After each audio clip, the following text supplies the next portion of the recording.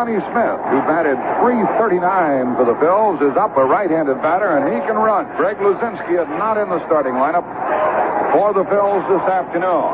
The first pitch of the day is a strike called at the knees, according to Doug Harvey, the plate umpire.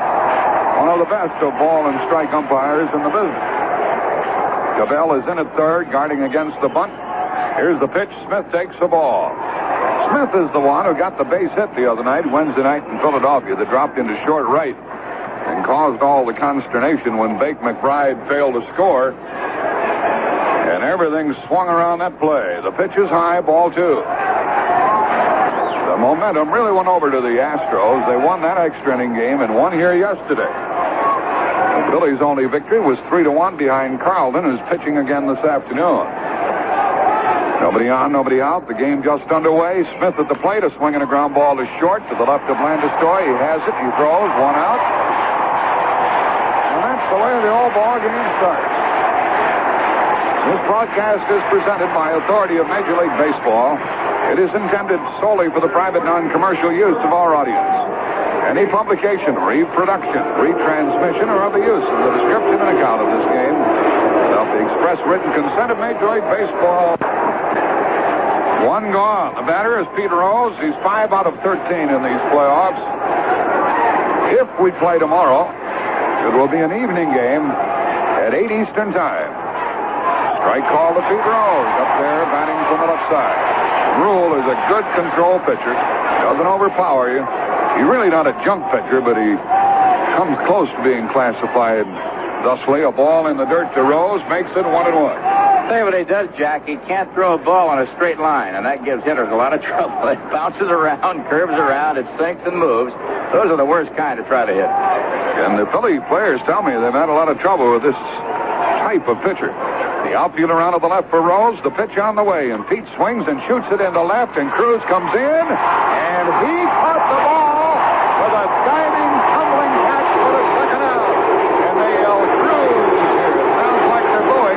He made a magnificent play. He had a lot of guts to charge the ball. Well, that was a dandy, and it took a solid base hit away from Rose and maybe the start of a rally, but he picked that ball off the ground not more than 3 or 4 inches before it hit the turf. This is an Astro turf field here. 340 down each line, 390 to the alleys, and 406 to dead center. And if he had missed that ball, it would have gone by him for 3 bases. Mike Schmidt is up with the bases empty. He's had 3 out of 13. With no home runs and no runs batted in this series. With 2 men out, the pitch. And it's high and away, ball 1 to Mike. The outfield deep around to the left for this fella. He hit 48 home runs during the regular season. But he's only 3 out of 13 in these playoffs. Vern Ruhle's next pitch. Strike called on the inside corner. Schmidt started to go, held up, took a strike, 1-1. Smith grounded to short. Rose lined out to Cruz. Cruz is very deep with Schmidt up there, and Cabell is deep behind the base at third. And the pitch on the way from the Houston right-hander. Breaking ball, low and away, ball 2. He'll make you hit the breaking ball. He'll show you the fastball and try to jam the hitters with the fastball in on them. But for the most part, Ruhle will make you hit his breaking pitch. He was cut loose by the Detroit Tigers and picked up by Houston. They sent him to the minor leagues, brought him back. Here's a half swing and a miss by Schmidt, 2-2. Trying to hold up on a low pitch. Ruhle has been around the block. He's from Coleman, Michigan. 29 years old. And he could end it for Houston today. He's matched with Steve Carlton. Carlton was really pumping the ball down in the bullpen as he warmed up. Both Jerry Coleman and I commented on that. Here's a swing and a miss and a strikeout on a breaking ball. Down goes Schmidt. Down go the Phillies. After 1/2 inning, no score. From the Houston Astrodome, Steve Carlton warming up, ready to go after the Astros in the top of the bottom of the first inning. Carlton, the last time out, did not pitch his normal game. He did not have the kind of stuff that he can have. And he won anyway. That was a 3-1 ball game, won by the Phillies, the only one that they have won. He got some help from Tug McGraw. So if this big guy, who is considered by many to be the best pitcher in the league, has his stuff today, Houston will have all they can handle. We're about ready to go into the bottom of the first inning with Terry Puhl, Enos Cabell, and Joe Morgan waiting. And here's Jack Buck again. Had Philadelphia won yesterday, they would have saved Carlton for tomorrow's game if it had to be played. But now down 1-2, they had to pitch Carlton to get even. They'll count on Marty Bystrom, the rookie right-hander, tomorrow if the Phils win today. Terry Puhl leads it off. A left-handed batter, and a curve is a strike off. Puhl is 5 out of 10.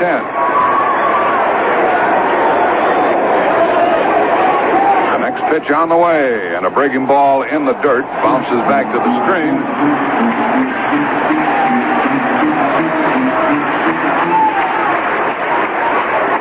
Puhl leads off. He'll be followed by Cabell and then Morgan.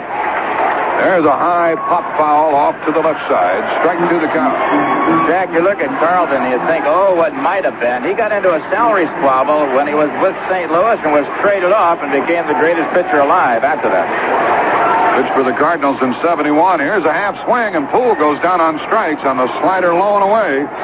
Carlton struck him out. He really was sharp down in the bullpen warming up. Oh, boy, I tell you, that breaking ball, we talked about that earlier. If he gets that over, Jack, he is going to be a very tough customer, and it's no question that if it's the kind of a day that he can have, he can shut any club out alive. He's the best pitcher in the game today. 124, lost 9 this season. Beat Houston twice without a loss. 28-9 is his career mark against the Astros. He beat them earlier this season 3-0 and 2-1. And he beat them in the playoffs 3-1. So they've scored only 2 runs in 3 games against him. The pitch now to Cabell is a strike call. Enos Cabell, 3 out of 12. A tall, rangy right-handed batter. If Houston's going to win the pennant today, they're going to have to beat the best in the business in the person of Steve Carlton, a 6'5" left-hander. He's been with the Phillies since 72. You know, you talk about that salary squabble. You know what he was asking for when he was traded away, Jerry? $60,000. That's all. A year. Here's a swing and a miss. A late swing by Cabell. And by today's standards, of course, that's a week's pay for some guy. A little pocket money. 2 quick strikes on Cabell after Puhl struck out. The Phillies went down in order in their half, and we are in the first inning. Carlton kicks and fires. Fastball fouled away, out of play. Against the right-handed batters, Carlton's most effective pitch, he's a left-hander, is a sharp breaking slider down and in. It looks like a strike, and then it disappears, and there's no way for those batters to get at it. And Carlton's throwing well. Schmidt is deep behind the base at third. Ball wind up next pitch. Cabell almost chased that down and in slider. Ball 1. Joe Morgan next. The big hero yesterday for the home club.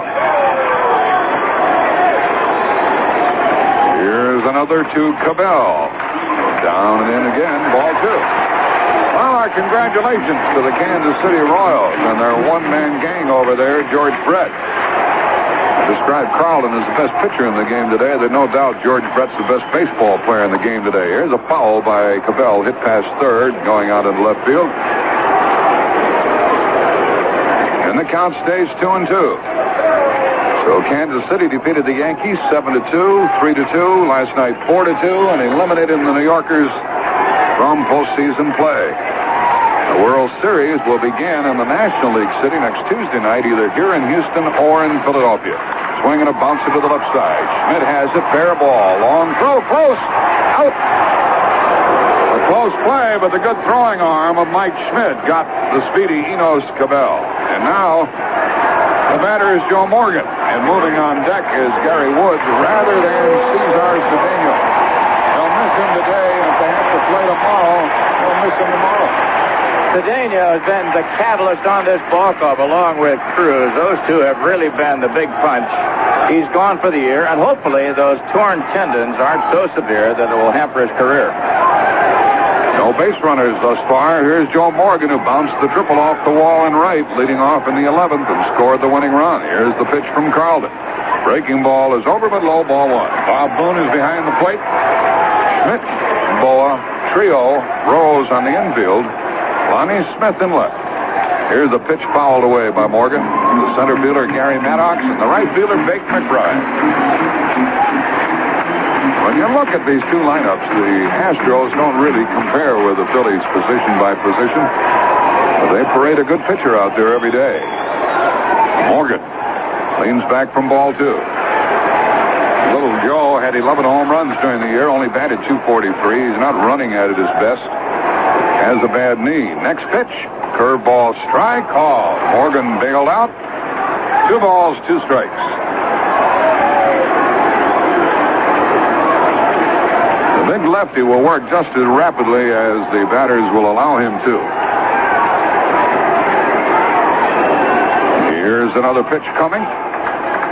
Slider hit back to the pitcher. Carlton has it, flips it over to Rose. Each side goes down in order in the first, and after 1 inning, the Phillies. Through 1 inning of play, both teams have gone down. 1, 2, 3. Lonnie Smith, Pete Rose, and Mike Schmidt for the Phillies went out in order against Vern Ruhle. And for the Houston Astros, Terry Puhl, Enos Cabell, and Joe Morgan were taken out by Steve Carlton. So we sail to the second, where Bake McBride, Manny Trillo, and Garry Maddox will do the hitting against Vern Ruhle.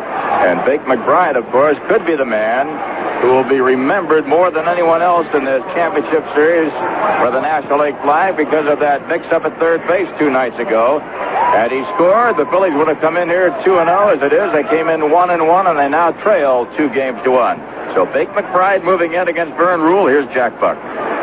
McBride, a left-handed batter against the right-hander Vern Ruhle, R-U-H-L-E.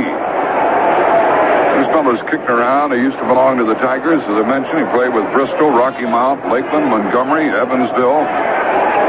Back to the minor leagues. McBride takes ball 1. And he was cut loose by the Tigers, picked up as a free agent by Houston. They paid nothing for him. And then he went to Columbus, Charleston, and then up to Houston. Here's a swing and a foul by McBride. Ruhle didn't do much. In 78, he was 3-3, and then he was 3-6 last year, but this year, 12-4. And one of their regular starters after J.R. Richards was stricken. Here's McBride hitting it up the middle, and that's a hit. When McBride gets the good part of the bat on the ball, it really whistles. He rolls that top hand over, and he scorched one up the middle to become the first runner of the day. Jack McBride has a very light and very short bat, 31 ounces and about 31 inches. He likes to hold it near the end and get the good whip to it. We might mention also that Vern Ruhle will never pick up another towel again.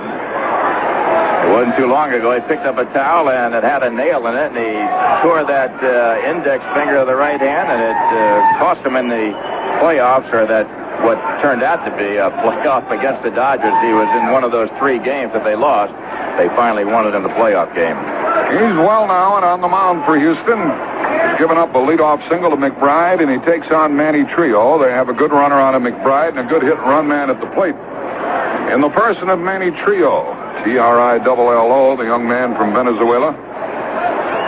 And he batted .292 during the season. McBride with a leadoff single here in the second inning. You get Carlton a run or 2, you're not sure you're going to get him back. A throw over to first, and McBride gets back in. The Phillies won the first game 3-1, lost in 10 innings 7-4 to Houston, and lost in 11 innings yesterday 1-0. That's how little scoring the Phillies have done. 7 runs in the 3 games. Big lead by McBride. Not going. They pitch out. Nothing doing. Pujols called for the pitch out. Now a look down at the third base coach, Lee Elia. Ruben Amaro coaching at first. Phillies bat in the second. When they get those bats booming, they can pile up half a dozen runs in a hurry. Houston did not like that. Although they did score 7 in that finale against the Dodgers.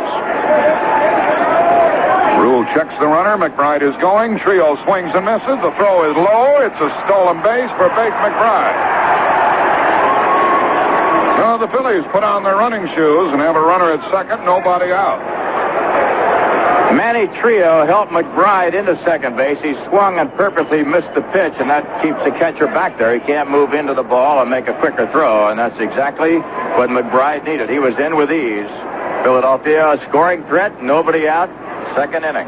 Jerry Crawford, the second base umpire, called the play. His dad, Shags Crawford, who is retired after many years as a National League umpire, lives in Philadelphia. McBride's on at second. And now let's see what Manny Trillo does. He wants to hit the ball to the right side. They have, talking about Houston, Cabell at third, Landestoy at short, Morgan at second, Art Howe at first base. And Ruhle has slowed it down. He breezed through the first inning, getting Smith, Rose, and Schmidt with the help of Jose Cruz. They place Trillo a little bit to the right. Ruhle comes to the belt. Brings it home, and he's going to bunt, and he pulled the bat back and took ball 2, 2-1. The on-deck hitter is Garry Maddox. Maddox is the only player in the Philadelphia lineup today who has driven in any runs in this playoff series. So the only guy that did isn't in there today. That's Greg Luzinski. Luzinski has 3. Greg Gross has 1. They're both absent from the starting lineup. So the prolific hitters like Rose and Schmidt and McBride and Trillo and Bowa and Boone haven't driven in a run. McBride single, stole second. Vern Ruhle working very slowly. Brings it home. Trillo's going to bunt. He fouls it. 2 balls, 2 strikes.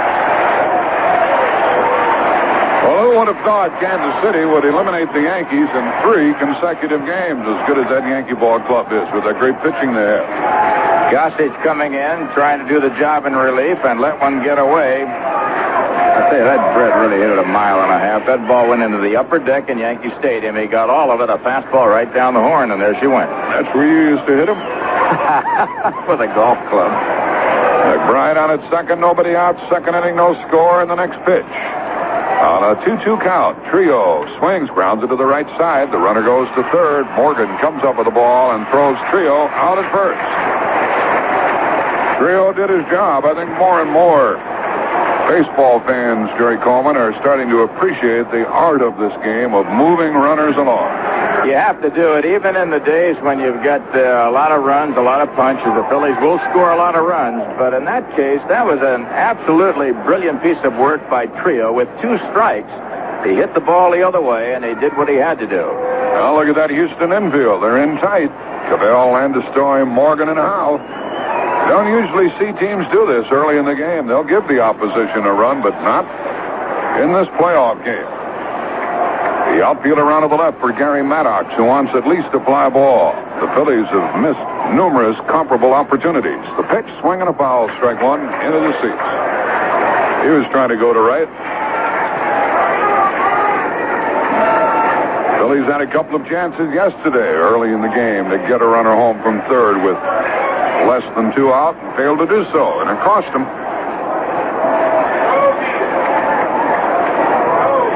Crowd quiet as the Phillies threaten to get the first run of the game. We're in the second, no score. The next pitch coming. Maddox swings, grounds it foul, past third, strike 2. And as I mentioned earlier, Vern Ruhle doesn't strike out many people. That's a disadvantage that he has.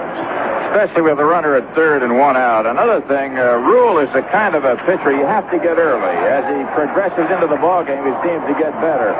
If you get him, it's usually in the first 3 or 4 innings. Runner at third, McBride, 1 out. 2 strikes to count on Garry Maddox. He'll have to swing at anything around the plate, and Ruhle will make him hit a breaking pitch in all probability. Here it comes. Swinging on this. He struck him out on a fastball up and in. It might have been a bad ball, but he sure did blow it by him. 2 out. Big out as far as the Houston Astros are concerned, and now Larry Bowa comes up, and he presents a 2-fold problem. He's hitting from the left side. He can make contact, but also he can drop a bunt. With a runner at third, that's as good as a line drive single. I don't think I've ever seen Ruhle throw a pitch that hard before. What a spot. He got it right on the letters on the inside part of the plate, and Jack, I think you're right. I think Maddox might have chased.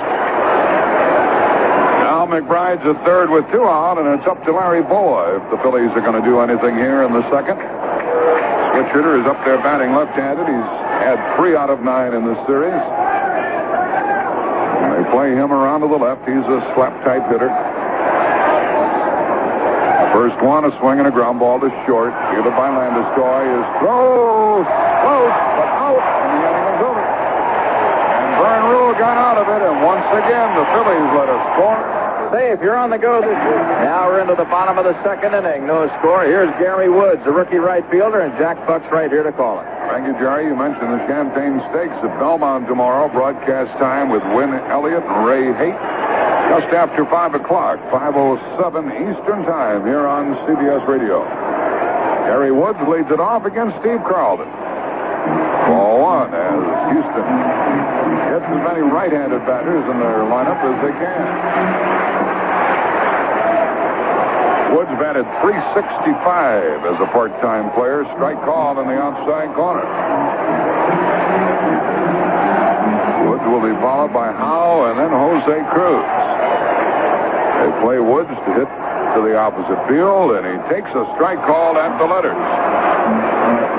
Carlton set Houston down in order in the first, and he's ahead of the leadoff man in the second inning of a scoreless game. And now the pitch from the lefty. Breaking ball down and in, 2-2. Gary, the Phillies better not depend too heavily on Carlton. Even the best of pitchers give up a run or two once in a while. They better get some if they want to stay alive. Woods takes ball 3 low. One of the things that's rather surprising, no question about it, Philadelphia, with all of its supposed power and base hitting and so forth, isn't doing the job thus far in the series. They're not scoring well. On a 3-2 count, there's a swing and a high fly ball into right. Bake McBride over to the line is there and has it for the out. He got help from Pete Rose, who pointed out the flight of the ball in case McBride didn't pick it up, Gary. Here in the Astrodome, an enclosed arena, there's sort of a spider web-like effect grid system that's all over this place, and they have painted a big cut of the pie up there right behind home plate so the outfielders can find the ball. When this stadium first opened, I happened to be here that first day, and there were balls dropping like raindrops all over the place. Nobody could find them. They tried to grow natural grass in here and therefore didn't paint the roof. And there were some funny sights with people chasing phantom baseballs. Here's a swing and a miss by Art Howe. I saw Willie Mays miss one with the bases loaded. Jerry, he just kept staring up there, and the ball fell behind him about 30 feet. The only time in history, I'll tell you. With 1 out, Art Howe at the plate. 10 home runs during the season. He showed the bunt but took a ball. 1-1. Howe with 4 runs batted in last Monday in that big game against the Dodgers. 283 hitter. The pitch. Swinging on a line drive, base hit in the left, and he might get a couple. Over to get it is Lonnie Smith. Makes a good play. Throws into second base. Howe is saved with a 1-out double.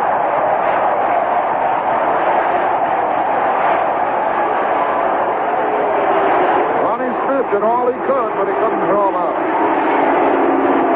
Jack, Lonnie Smith does not have a good arm, and it was very visible then. Art Howe is not a fast runner, and he just went to second base, never did stop.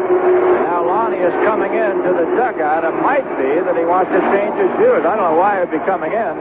You don't wear sunglasses here that I know of. He may want another pair of shoes or not. He just said something to somebody and took off again. He might have lost the spike. He's going to change shoes when he comes back in. Well, Carlton's advantage here is that he has the left-handed batter at the plate, Jose Cruz. Cruz led Houston in runs batted in with 91. Swings and fouls it back and had a good cut. Strike 1. Cruz, an everyday ball player. He plays against left-handers.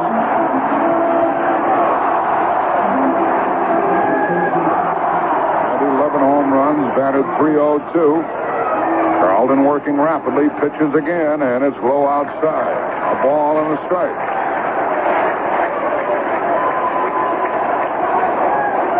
Woods flied out. Howe doubled over the glove of Mike Schmidt at third base. Cruz swings and misses a pitch low outside. He's in the hole, 1-2.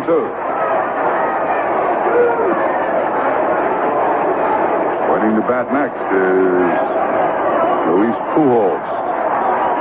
Carlton brings it in the dirt, and what a play by Bob Boone. He scooped it 2-2. Jack, Steve Carlton is 6 feet 5 inches tall, and that's a tremendous advantage. The height makes it appear as though he's stepping right on top of you when he lets the ball go. Tall pitchers, for whatever reason, seem to have an effect that the short pitcher does not have. 2-2 pitch on the way. Had a half swing, and Cruz went around, and he's out. The ball was in the dirt, but Cruz becomes the second strikeout victim for the Philadelphia lefty. Pujols, the batter. This fellow hit $1.99 this year, that's all. Well, he can throw and he can catch. Right now, Alan Ashby, who did most of the catching for Houston, is out with a rib cage pull. Those things can last a considerable amount of time. So if Houston does make it to the series, Ashby may not get in another game. Well, the touching moment here before the game started when J.R. Richard was introduced to the crowd. What a hand he got.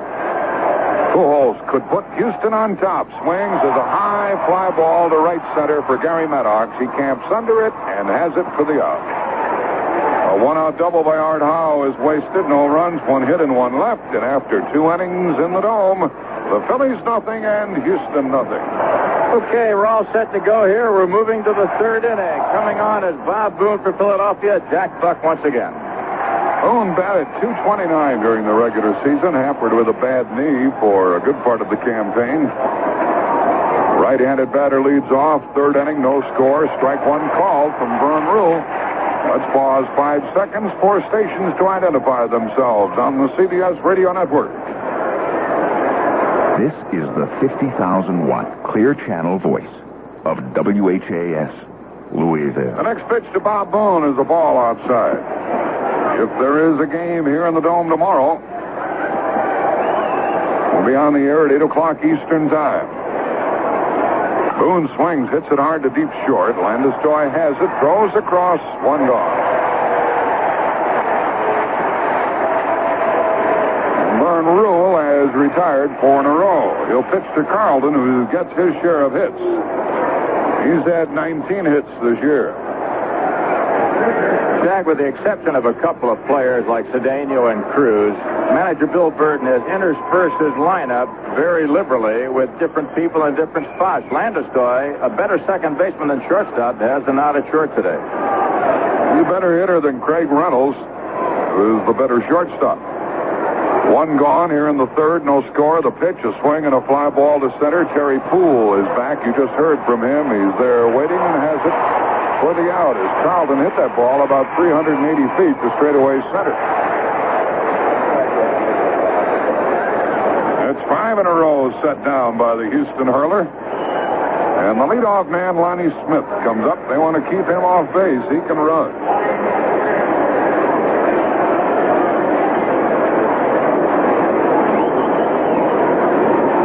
Vern Ruhle, I'm sure, finds it rather unbelievable that he's in this spot after being cut loose by the Tigers a couple of years ago. He wheels and deals to Smith. Strike call and a breaking ball. Boy, he gets that breaking pitch over. Smith grounded to short to start the game. No score. We're in the 3rd. 2 quick outs. There's the ball. 1-1.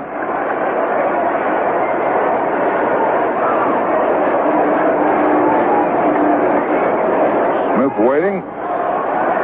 Swings, and there's a base hit to right as he sliced it the other way cleanly through the hole for the second Philadelphia hit, giving Pete Rose a chance. As I mentioned, if there is a game here tomorrow night,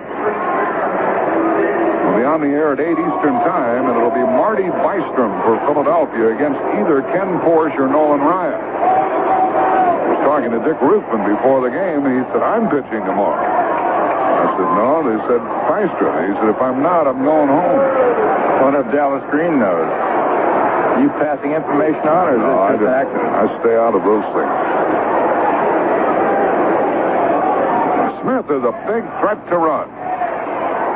He's on at first with 2 out. McBride stole a base earlier for the Phils. They'll throw over there, and Lonnie Smith gets back.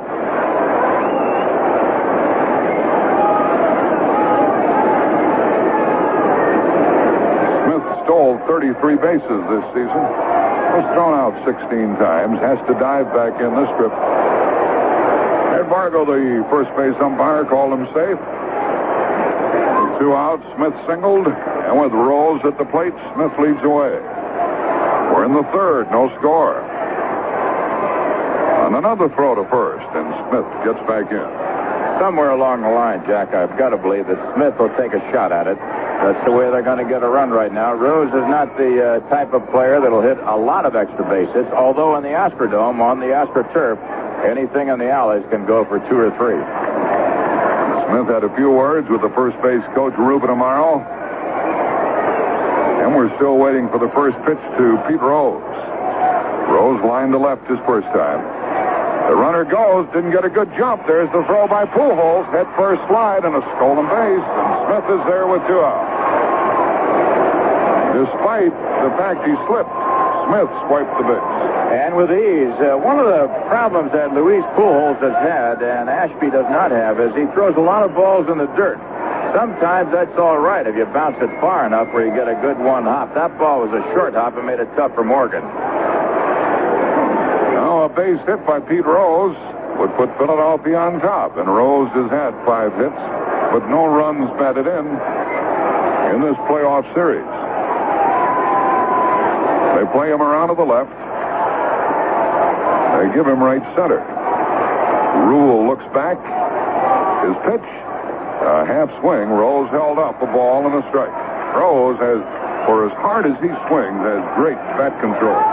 Jack, the only thing that I've noticed about Pete Rose, if you're going to get him, you might get him on a changeup. That seems to be the best thing you can do, is try to take a little stuff off your fastball and get it down on him.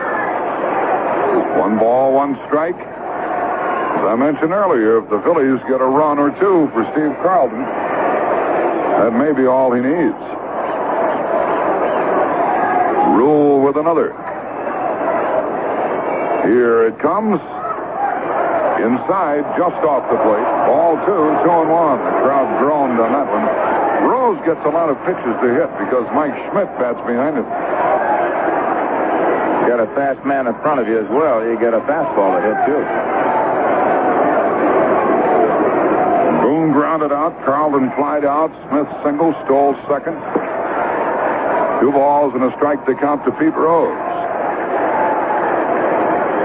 Cruz near the line and left. He robbed Rose in the first inning with a diving, tumbling catch. The next one to Rose is on the way. And a half swing and a foul ball, 2-2. Pujols tried to get it while it was in fair territory, but couldn't. Tried to con the umpire, too, but that's hard to do with Doug Harvey. Harvey saw the ball, and it hit behind the plate, making it foul immediately, and then came out into fair territory. The ball goes straight down, but it's behind the plate and out of play, in effect.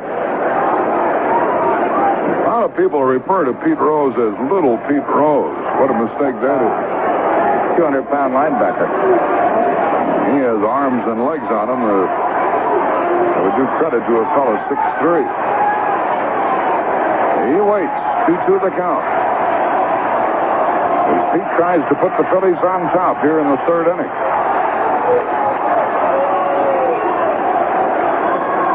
Lonnie Smith on at second, 2 out. Vern Ruhle deals it home. Up and in, a ball. 3-2.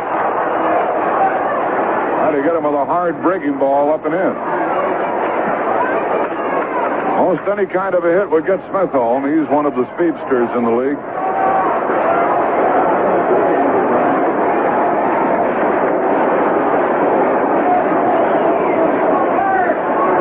Left to man on in the 2nd inning. They had a runner at second and nobody out. Went down in order in the 1st. They're batting in the 3rd. There is no score. Lonnie Smith at second, 2 out. A 3-2 pitch on the way to Pete Rose, batting left-handed. Here it is. Outside, he walks, and there are 2 on, 2 out for Mike Schmidt. 2 on, 2 out for the big home run hitter of the Phillies.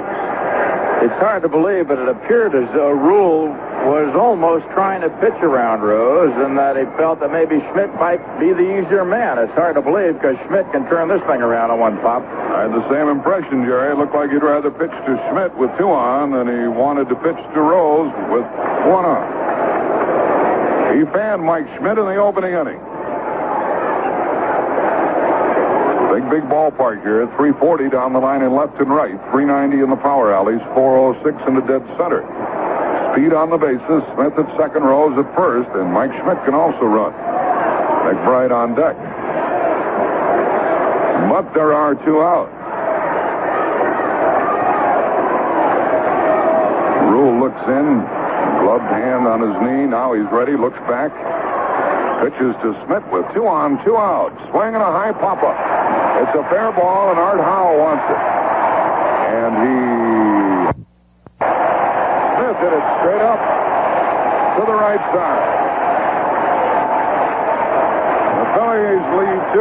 No runs, 1 hit, a walk, 2 left. They've left 3. They've left a lot of men on in the series. And after 2.5 innings under the dome, the Phillies at the plate, batting right-handed against Steve Carlton. Here's the pitch. And he was going to bunt and took a ball.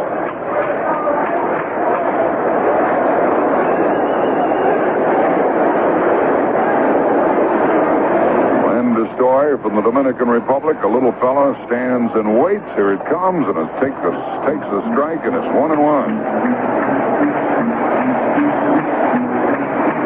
He's a pretty good hitter against left-handers, wasn't he?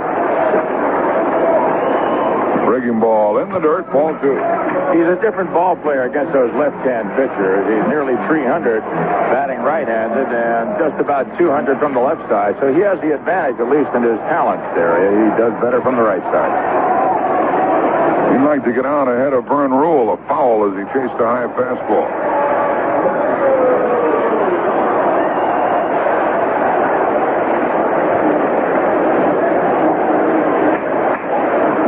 Leadoff man in the Houston third. The Astros have had 1 hit. A 1-out double by Art Howe in the second. He was left on. The Phillies have stranded 3. Carlton's 2-2 pitch. Swing and a chopper to the left side to Mike Schmidt. Has it and throws low but out. 1 gone. And Vern Ruhle is up. He's no joke with the bat. He had 12 hits during the season, but against Carlton, you wouldn't expect him to do too much. Throws right and bats right.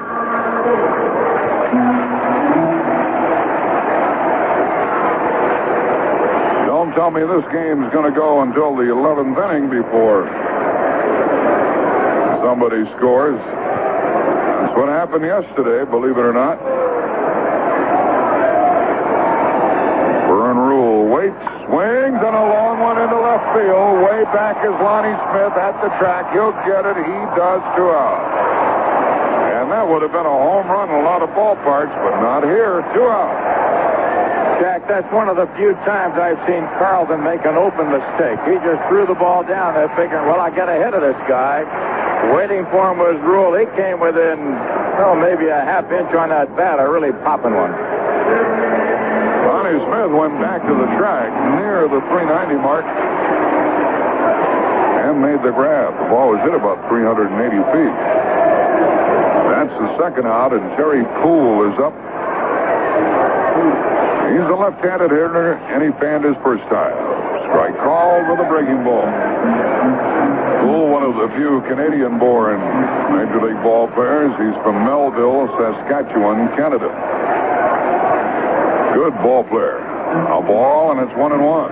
He can do a little bit of everything, Jerry. Yeah, he is one of the few players in history to be a leadoff man and lead the club in home runs. A swing and a miss by Terry Puhl. 1 ball, 2 strikes. Carlton has fanned 2, walked none, allowed 1 hit, and we're scoreless in the bottom of the third.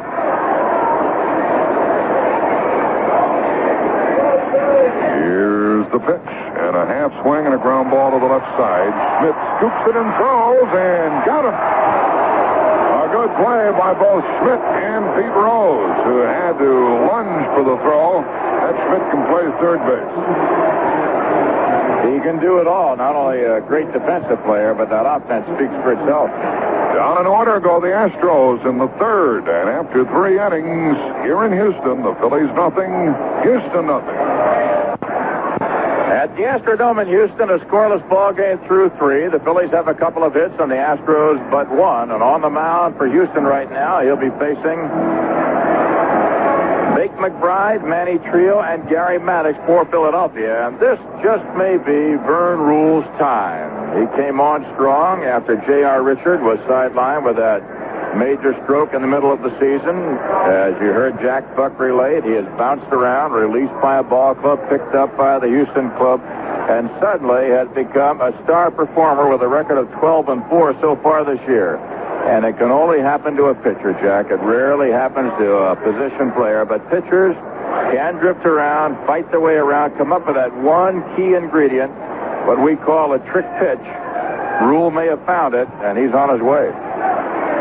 And he'll pitch in the 4th inning to Bake McBride, who singled, stole second leading off in the 2nd inning, but was left on.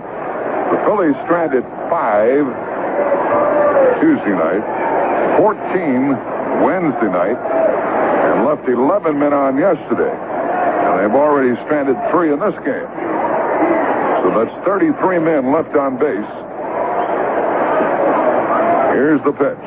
McBride took a strike. He faked the bunt, took a strike. The Baker singled up the middle his first time.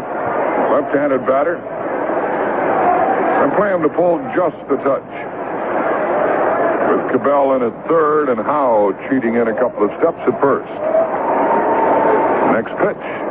Swing and a miss at a high hard one. And Ruhle is coming after the hitters. Maybe here in the Dome he pitches a little differently than I saw him pitch on the road, Jerry. I think he has a feeling that even if he does make a mistake, that the fences here and the Astrodome will protect him, and that's a great feeling for a pitcher. It is a pitcher's ballpark, no question about it.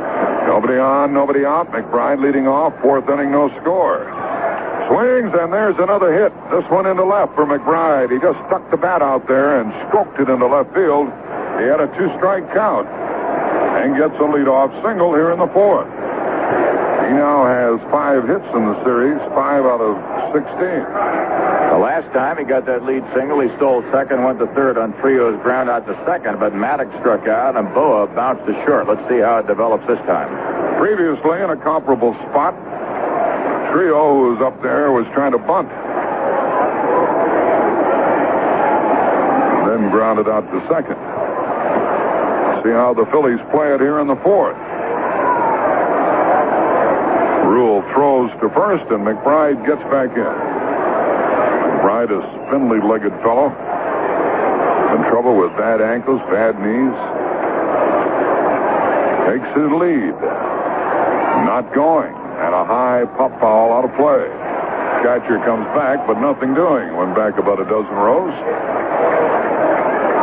A few days off for the Kansas City club, and a lot of days off for the Yankee club. Yeah, they can collect in Fort Lauderdale sometime around March the 1st next year, and Kansas City just sitting and holding their bats waiting for either Philadelphia or Houston. As you mentioned, Jack, the series opens here Tuesday night or in Philadelphia Tuesday night, depending on who wins the National League Championship flag, and that'll be up for grabs for today or possibly tomorrow. Vin Scully and Sparky Anderson will broadcast the World Series on CBS Radio with Win Elliott on the pregame and postgame shows. McBride on at first, and Ruhle threw over there.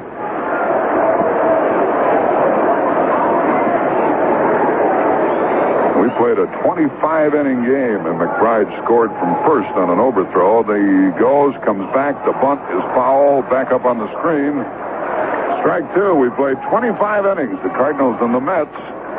McBride was on at first. The pitcher tried to pick him off, threw it wildly. McBride circled the bases and won the ballgame. You were cheering, too, weren't you? Well, we got that far and tied the record for the longest game ever. I wanted to go another inning at least. Speaking of Manny Trillo, who's up there right now, this is the second time he has attempted to bunt and the second time he has failed. I'm kind of surprised. I thought he could handle the bat better than that. There's a lot of hitting room through the right side. No balls, 2 strikes to count to Trillo. The on-deck hitter, Maddox. Houston in a spot where they could pitch out a time or two. Howe holds against the runner, McBride. Ruhle jumps off the rubber and throws over to first again. This Monday, Win Elliott has a special feature for you. He's preparing at this very moment a World Series preview with interviews of players, managers, and coaches. Don't miss it. Coming up Monday on most of these CBS Radio Network stations. Houston pitches out. Nothing happening. Ball 1. Incidentally, Win, I want you to stand by for those football scores and keep us posted throughout the day so we can tell the folks around the country just what's going on. Lead-off single by McBride here in the 4th inning. No score.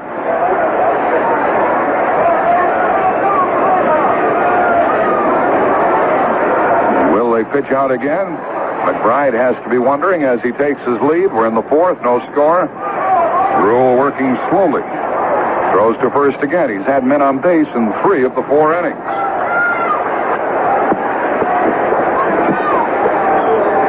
Houston infield looking for the double play ball. Cabell, Landestoy, Morgan, and Howe.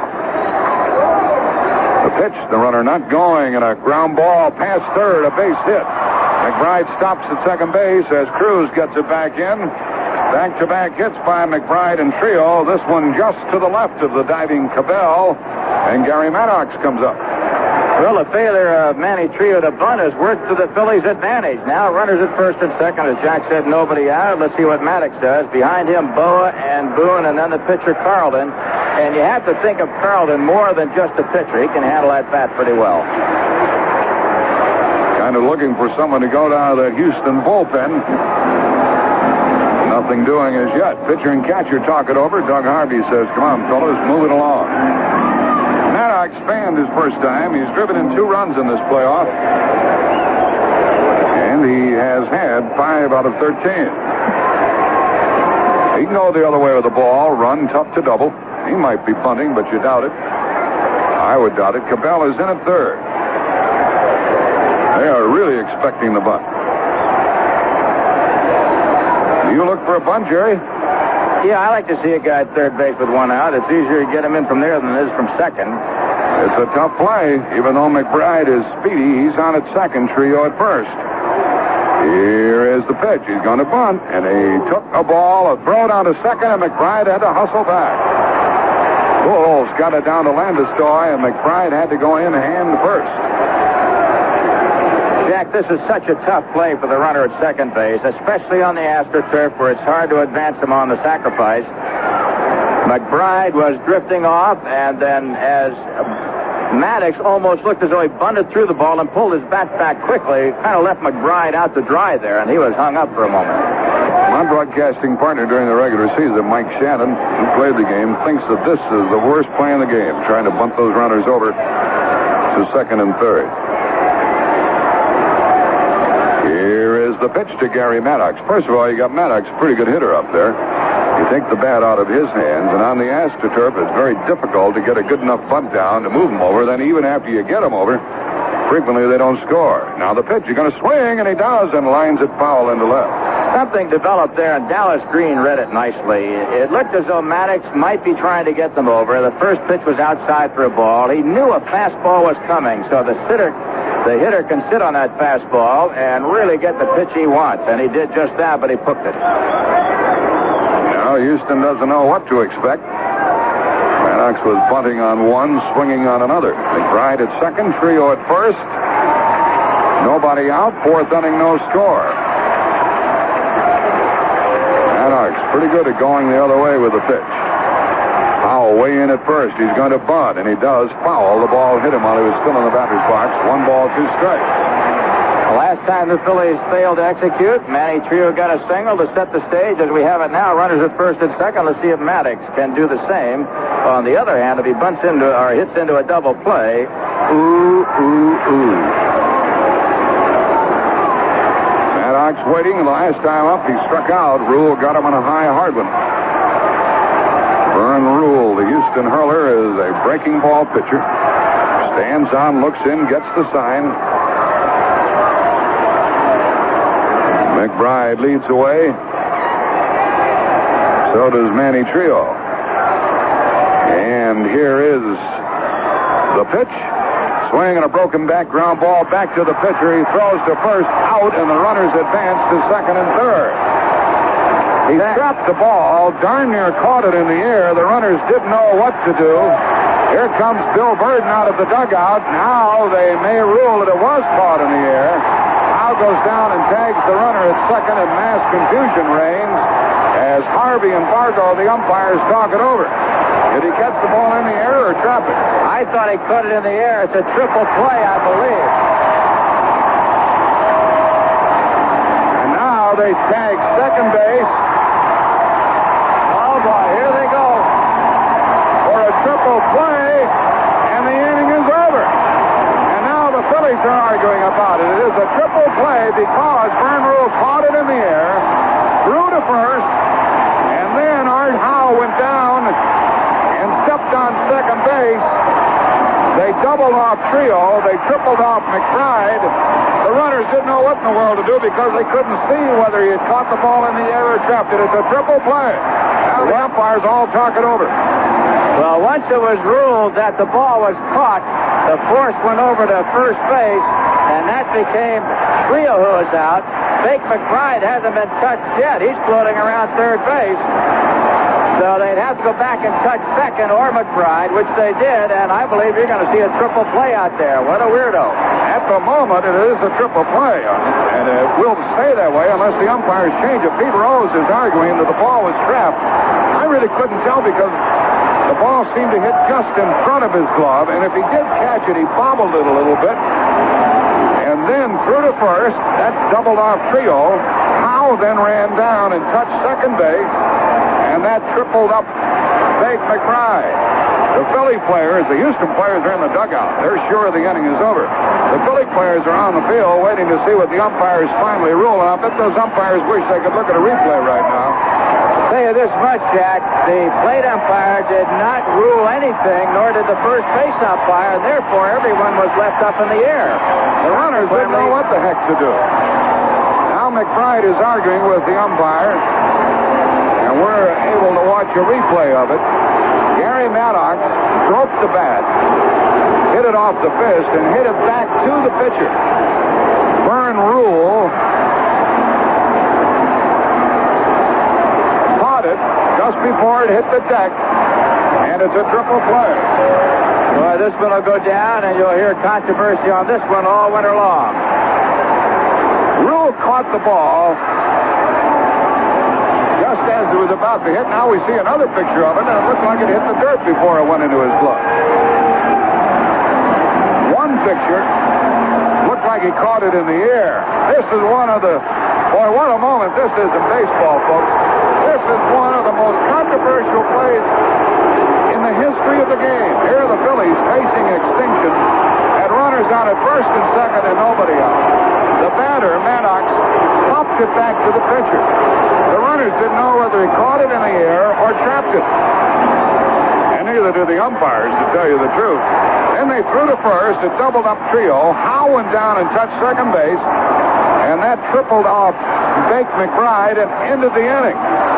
Meanwhile, none of the umpires had signaled anything, and the runners didn't know what to do. I think that was the true confusion in the play, that the umpires did not immediately say safe or caught, and therefore nobody knew what to do, especially the Philadelphia base runners. Once they ruled the ball had been caught by Ruhle, and everybody's out. Charlie Feeney, the president of the National League, is in the box seat right next to the Houston dugout, and Doug Harvey goes over to talk to Feeney. One person's guess is as good as another with a naked eye as to whether or not the ball hit the turf before it went into Vern Ruhle's glove. Meanwhile, Harvey is talking it over with Chuck Feeney, and Feeney probably wishes he wasn't here. Don't ask me. Now he calls Ed Fargo, the first base umpire, over. Chuck Feeney, the president of the National League, is being spoken to by the two umpires. I tell you, it's a terrible decision to have to make, Jerry. Jack, I don't know how you could even have an argument over a judgment call. Oh, here comes Bruce Fleming. He'll settle things. He's the right field foul line umpire. He's also the president of the Umpires Association. Maybe they'll make him play the play over. Put Maddox back at the plate and say, let's make believe it didn't happen. Folks, this is one of the moments in the history of this game of baseball. You'll hear about this and you'll see film reruns of it forever and ever. That's the problem, Jack. They've got it on film, and from now on, they'll be going to the scorebooks, and now they're going over to talk to Bill Burton. And if they reverse their decision, you're going to see some sparks from the Houston bench. Doug Harvey is talking to Bill Burton, the Houston manager. He's usually both of these folks, Harvey and Burton, are rather implacable. They're talking it over. Now I kind of have the feeling they're going to change it. That's my feeling. You know they are, because Burton's starting to get hot. They've changed something in the ruling. Let's wait and see what it is. This is something. It's an incredible situation because you've already dictated a play. Now you've got to change it and start all over again. Let's see where they start. That'll be the interesting part of it. Now Burton's getting hot, so evidently it's not going to be a triple play. Burton's getting hot. Why don't they just call it 2 outs? Huh? Split the difference, 1.5. Folks, this is really a moment to enjoy, and I hope we've done an adequate job of explaining it to you. Runners on at first and second. Play ball, the crowd is yelling. They think it's a triple play. They want it to be a triple play. Maddox hit the ball back to Vern Ruhle on the fly. He stuck the glove out there, and it either went into the glove or he trapped it just as it touched the ground. He then threw to first. If he caught it in the air, that made it a double play when he threw to Art Howe on the base. Howe then went down to second and stepped on the base, and that made it a triple play, if indeed he did catch it in the air. Meanwhile, if it did hit the ground, there's only 1 out at first base, and the runners will be at second and third with 1 out and Larry Bowa coming up. You know, Jerry, when the ball was hit, Vern Ruhle reached and got it, and it looked like he had a play at third. When he turned and threw to first, the crowd groaned because they thought he had trapped the ball. Suddenly they realized, hey, maybe he caught it in the air, and this is a triple play. We're still waiting for the final decision. Well, I'd like to read the brief on this one. Dallas Green is still arguing with Doug Harvey, so maybe who knows what's going on here. This is a moment to savor. I don't know who you're rooting for. This crowd is really roaring. Now Dallas Green is into it with the umpire-in-chief, Doug Harvey, and Bobby Wine, one of his coaches, is really steaming. The Phillies are hot. It looks now like they're going to let it stand and be a triple play. I'm glad I'm not an umpire, man. What a tough decision this is. Green is roaring at Doug Harvey.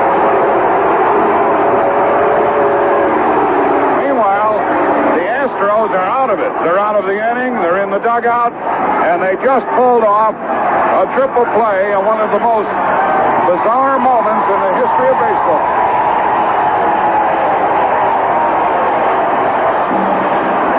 So the inning is over, believe it or not.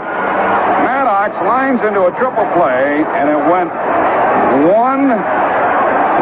I'm pretty sure that Howe got the put out at first and also at second when he stepped on the base. No runs, 2 hits, nobody left.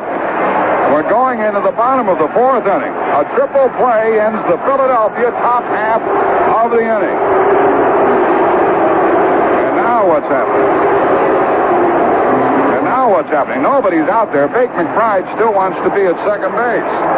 Doug Harvey is going to call the press box or the PA announcer, I believe, to clarify what's going on down there. I'm anxious to hear.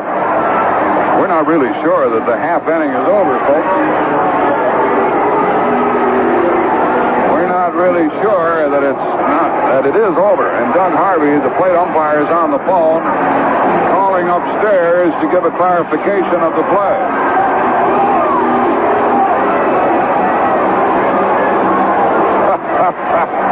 What a moment. Jerry, you and I are in the best position, really, because we don't care who wins. and we don't have to call a play. And because of that, it really is a moment to enjoy. And what confusion. Jack, the one thing that I feel happened here that caused all of the confusion was the fact that no umpire ruled whether or not Vern Ruhle had caught the ball. And that's where the confusion lay. Now the Houston club is coming back onto the field. So the inning isn't over. And it is not a triple play. I kind of think. What's your guess, Jerry? I think they're going to leave McBride at second base and call it a double play. What's your guess about the batted ball? I thought he caught it, frankly. I thought it just touched the ground as it went into his glove. Now, Houston goes back out into the playing field. Only McBride is on the base. They called it a double play, and they let McBride stay at second, and I can't figure that one out. Well, you see, McBride, I think, ran back to second base, and when Art Howe, the first baseman, walked down there with the ball, he tagged McBride, but McBride had evidently returned safely, so they called it a line drive and a double play. The rule, a catch and a double play. However, time was called prior to the third out. So the runner remains at second base. That's what they say. Well, how in the world can they call time while the play is still going? You can't do that. I want to read the brief on this. It may take 5 or 6 pages to explain it, but I do know one thing. Again, I'll say it again. No umpire called the play fair or out, and when that happened, everything got confused. Yeah, but it was extremely difficult for them to make a call, Jerry. The first base umpire had a shot at it, and the plate umpire had a good look at it. But even a good look wasn't enough. Now Doug Harvey goes back to chat further with Chuck Feeney, the National League president. Jack, the problem with these things is the umpire must make a decision. And no decision was made, and therefore the confusion has reigned supreme down here. And it looks as though McBride, who is standing out at second, is no longer at second. I don't know where he's going or what he's doing. Boa is the scheduled next hitter. We have the Houston team on the field, and we're waiting to find out exactly how the umpires will judge this. Well, this is fun. This is really fun trying to decipher all of this. As it turns out now, it's a 1-3 double play. A line drive back to the pitcher, a throw to first, doubling off Manny Trillo. Bake McBride is allowed to stay at second base with 2 outs because it was ruled time was called before the third out was made. But how in the world can you call time during the continuation of the play? Jack, you can't call timeout during an active play. I think what they ruled was that McBride was at third base and was never tagged, but the base was tagged. So what difference does it make? Garry Maddox, of all things, no, he didn't hit into a ground ball double play or hit a 3-run homer. He had to create history by hitting a little looper back to the pitcher, Ruhle, who reached out and either caught it in the air or trapped it. I guess most folks are agreed now that he caught it. You think he did, don't you? I thought he may have, but there's one angle we watched on the replay here that leaves you a little bit of a question. I'll say one thing. Maddox could have solved the problem if he laid down a nice, simple bunt. Yeah.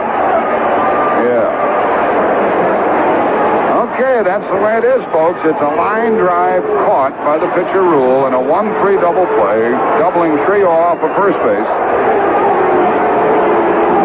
Leaving McBride at second with 2 out and bringing Larry Bowa to the plate. Vern Ruhle and his catcher talk it over. Wasn't that something?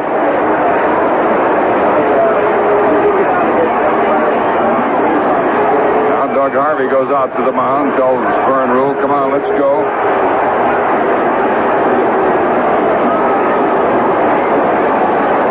It looked like a triple play.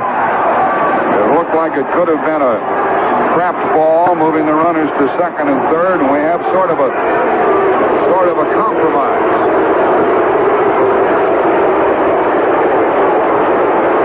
So we are in the 4th inning. Phillies batting, no score. McBride at second, 2 out. And the batter, Larry Bowa. If he gets a hit, drives in this run, people will tear this stadium down. Vern Ruhle takes too much time, and Bowa steps out. Both clubs were vehement in their argument. The great compromise. Now McBride leads away at second. He's the only runner. Bowa swings, grounds it to second. Morgan has it. Throws out. The inning is over.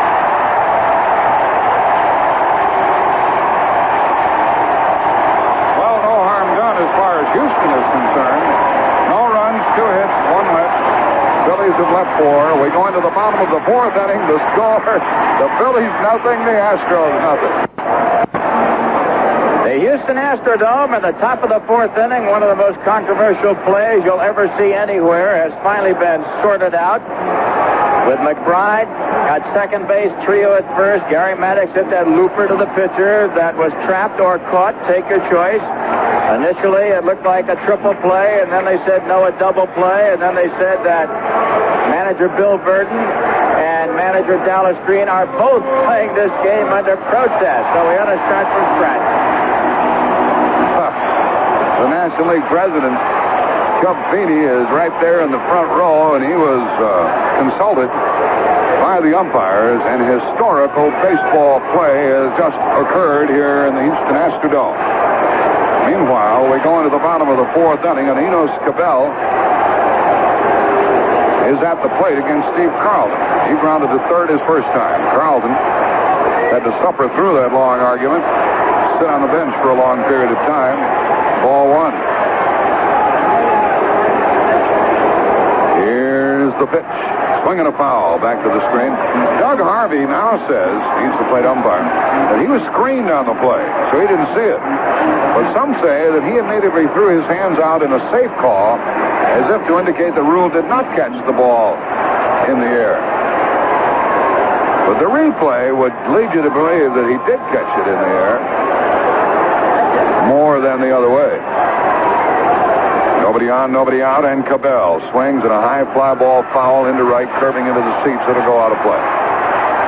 Just in front of the railing. No chance for McBride to get to it. 1-2 the count. Well, wasn't that something? Wasn't that something? A little looper back to the pitcher. Vern Ruhle stuck the glove out there and evidently caught the ball in the air. That was the ruling. Through to first, they got a double play. That was also the ruling. Then they went down and tagged McBride, or tagged the base. Art Howe did. That would have been a triple play. But they also said the time had been called before the third out occurred, which doesn't seem very plausible. Carlton has set down 5 in a row and pitches to Cabell, and a swing and another foul off to the right amongst the customers.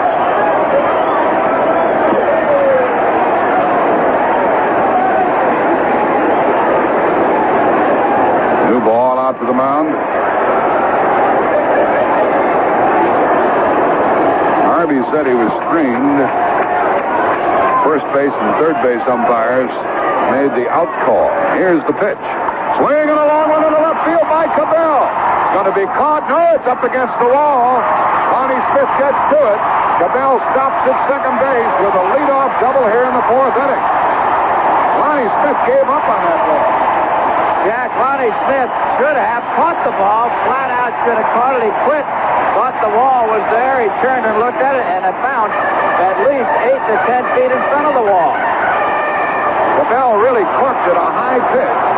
Lonnie Smith started to backpedal, then quit on the ball. It went over his head and hit on the track in front of the fence. And you're right, Jerry Coleman, he should have caught it.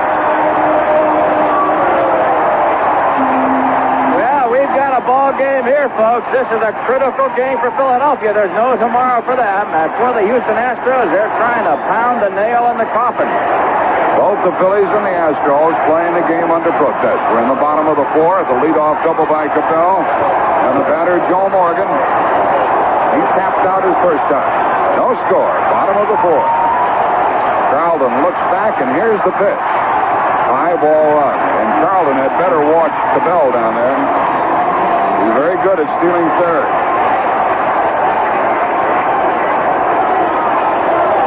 Aces lead the pitch. Morgan takes the strike call. The reason I said it that way, a lot of base stealers are very good at stealing second, but can't get it done when it comes to stealing third. Cabell can do both. Carlton's 1-1 pitch to Morgan. Swing and a high fly ball down the line and right. Curving, going foul and out of play. Home run distance, but foul by a dozen feet. Jack, the extended rest given to Steve Carlton may have affected him because the ball is now getting up. He threw a fastball high to Cabell and he hit off the warning track for a double. Now he hung a curveball to Morgan. Both of those pitches were up. And these are the first pitches that the Astros have seen that have been above the belt all afternoon. 1 ball, 2 strikes to count to Joe Morgan. Cabell at second, nobody out. Carlton would like to strike out. Here's his pitch. Fastball just missed on the outside corner. And Boone hopped up. I guess he thought he had a strike and a strikeout, but it's 2-2. Carlton with another. Fastball bounced to first. The runner goes to third. Rose steps on the base for the out. Cabell at third, 1 out.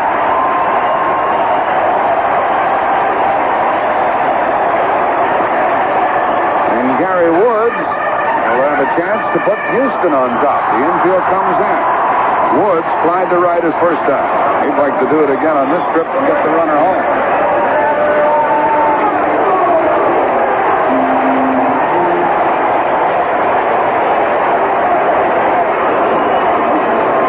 Carlton couldn't get the strikeout of Morgan when he needed it. On the Philadelphia infield, Schmidt, Bowa, Trillo, and Rose comes in for a play at the plate on Cabell. A speedy runner at third, 1 out. No score, bottom of the 4th. Garry Woods, the batter, a former member of the Blue Jays, a right-handed batter. Here's the pitch to him. Low, ball 1.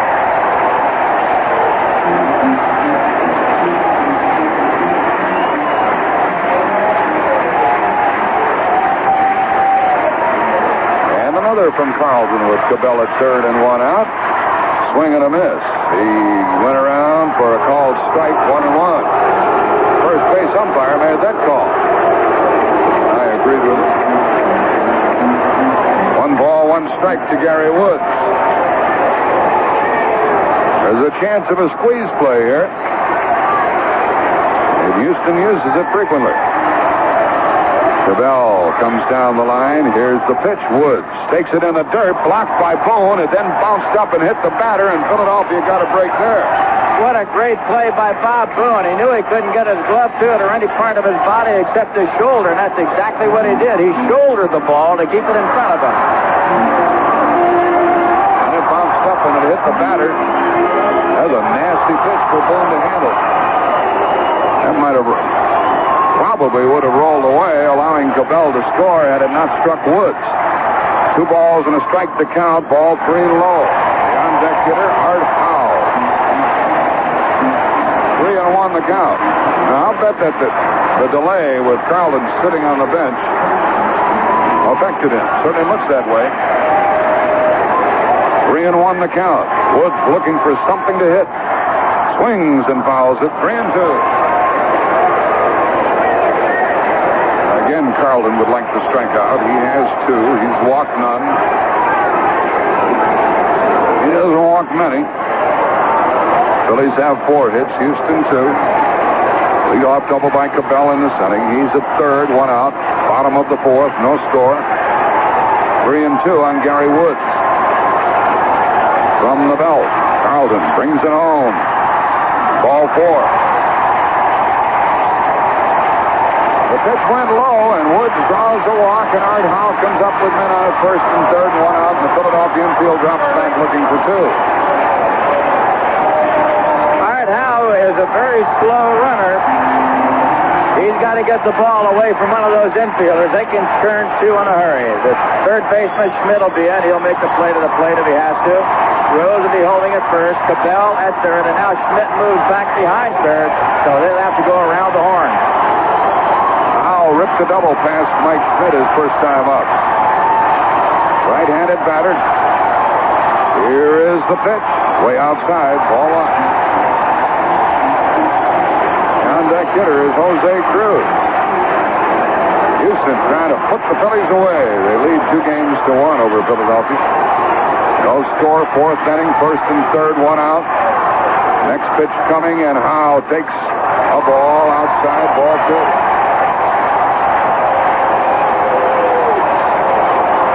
Carlton will have to reach back for some magic now. Late umpire calls time, dusts off the dish. No matter what happens, this game will already be earmarked as a memorable game. First and third, one out. Art Howe waits. Here it comes. He swings and a long one into left field will get the run home. Lonnie Smith makes the catch. Cabell tags and scores. And now the runner tags and goes to second. Round second, goes to third. The throw, he is out. And now there's another argument down there at third base. You wouldn't believe the throw from the left fielder Lonnie Smith. The ball slipped out of his hands. He threw wide of the base after he retrieved it and threw it to Schmidt, who dived for Woods and appeared to miss him, but they call him out for a double play, but a run scores on the sacrifice fly by Art Howe, and Houston takes the lead. Lonnie Smith tried to throw the ball, and it slipped out of his hand. He chased after it, picked it up, threw it wide of third. Schmidt went and got the ball, then tried to tag Woods, appeared to miss him, but they called him out, a double play, and the inning is over. One run, and there was really no need for Woods to go to third base with two men out. The play went 7-5. One run, one hit, nobody left. What a ball game. After four, Houston leads 1-0. The fireworks here at the Houston Astrodome this afternoon, but the 1980 World Series gets underway next Tuesday at 8:10 p.m. Eastern Time. CBS Radio Sports will be there to bring you the exciting coverage. Vin Scully will handle the play-by-play throughout the series. Sparky Anderson will have the game analysis for you, and Win Elliott will add his pre-game and post-game reports. Listen here for the 1980 World Series beginning next Tuesday at 8:10 p.m. Eastern Time on CBS Radio. Jack Buck ready to call the fifth. And the leadoff batter is Bob Boone. He hits a one-hopper to Enos Cabell. Throws across the diamond for the out. Houston leading 1-0. We're in the fifth now, and Carlton is the batter. What an inning that was, folks. First of all, the double hit by Cabell should have been caught by Lonnie Smith. He's been charged with an error when the ball slipped out of his hand, allowing Gary Woods to tag and go to second. Then Woods, with two out, was called out trying to go to third. There's one gone here, and Carlton takes the strike. It really wasn't a very good base running play by Gary Woods with two men out. He would have had Cruz coming up. There's a ground ball to second, hit hard by Carlton, fielded by Morgan, who throws him out. Two gone, and Vern Ruhle continues to flank the Phillies. And on the play at third base with Woods, after tagging on the fly ball, sprinting from first all the way to third, it looked like the third base umpire, Bob Engel, missed the call down there. I have the feeling there'll be 6 umpires, and the president of the National League will be happy to leave town anytime. Lonnie Smith is up. He has a single, a stolen base, and he's been a big part of this game because of what he hasn't done defensively. He quit on the ball hit by Cabell, which was going over his head, and landed on the track. Resulted in a double and a Houston run eventually. Houston leads 1-0, fifth inning, 2 outs, strike ball. Smith is 1 for 2. Again, we have seen 2 different television replays of the ball batted back to Vern Ruhle. One looks like the ball went directly into his glove. The other looked like it just touched the dirt as he snared it. With 2 outs, Smith golfs it foul off to the right. Howe going over there, but nothing doing. It's back 2 rows. 0-2 the count. The Phillies are down 1-0, and they're down 1-2. And if Houston wins, the World Series will commence here under the dome Tuesday night, Kansas City and Houston. That pairing would defy the odds. Not so much Kansas City, but this Houston club, though. Not many people expected them to win. Here's the pitch with 2 out and a foul by Lonnie Smith. Jack, we might mention once again, this game is being played under protest by both manager Bill Burton of Houston and manager Dallas Green of Philadelphia on that controversial play. I don't think it'll hold any water, but they're doing it anyway. When Smith plays, you know he's in the lineup. He's the one that got the hit where Bake McBride failed to score the other night in Philly on Wednesday. Now Smith takes a pitch just off the plate, inside, 2-2. Philadelphia's out hit Houston 4-2. But Houston leads 1-0. Smith has been charged with the only error. He's had a hit. He's stolen a base. He made one of the worst throws you've ever seen in your life. Made 2 bad throws. I don't recall a postseason game or a World Series game ever having been protested before. It may have happened. I just don't recall. There are 2 out, and Vern Ruhle, the right-hander, pitches, throws a curve inside. Ball 3. He doesn't want to put Ruhle. He doesn't want to put Lonnie Smith on base.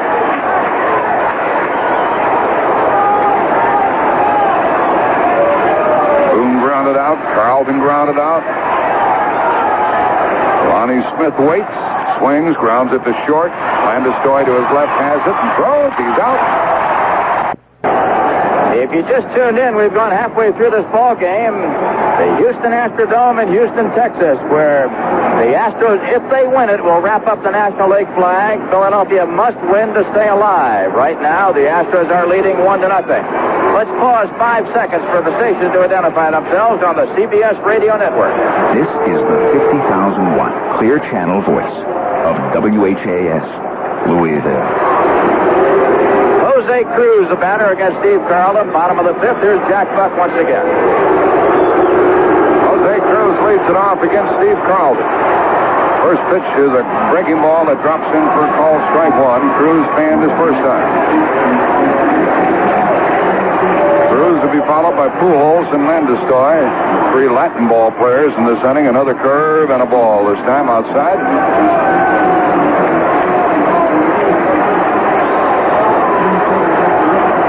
Carlton's pitch. And ball 2, low outside. Nobody on, nobody out. 5th inning, and Houston leading by the score of 1-0. Cruz took it low, ball 3.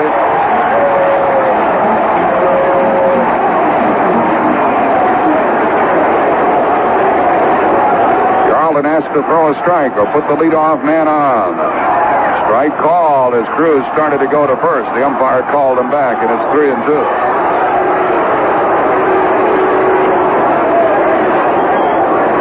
Cruz doesn't argue about it. 3-2 the count. This is the leadoff man in the home half of the 5th inning. Next pitch. Swing on a fly ball into center. Garry Maddox is there and has it 1 out. Cruz didn't get a full swing at that one. Flied out to start the 5th. Well, Philadelphia scored 3 runs Tuesday night, then 4 Wednesday night, none yesterday, and none thus far today.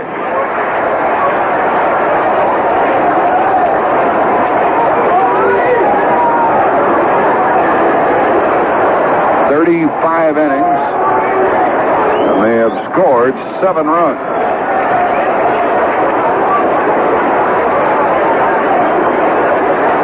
Pujols is the batter. He flied to right his first time. The light-hitting Houston catcher, a right-handed hitter. There's a high fly ball to deep center. Garry Maddox going back at the track, at the wall, up against the wall, bounces away from the center fielder. Pujols with 1 out, streaks to third, and he is safe. He blasted the ball 406 feet off the center field fence.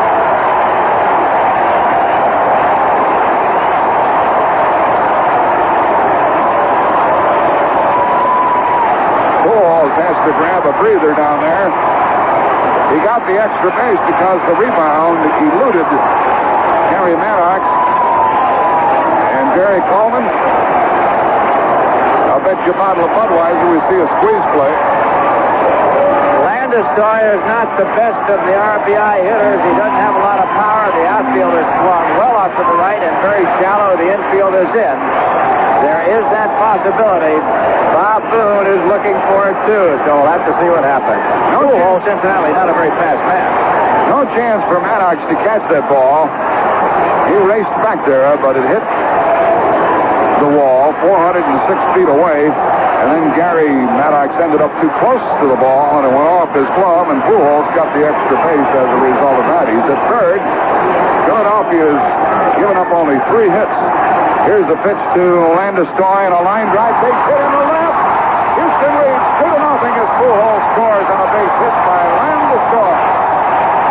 At the infield in, little chance for Mike Schmidt to get it, and he couldn't. These Houston fans are just about going bananas at the moment. They've got a 2-0 lead in the bottom of the 5th inning.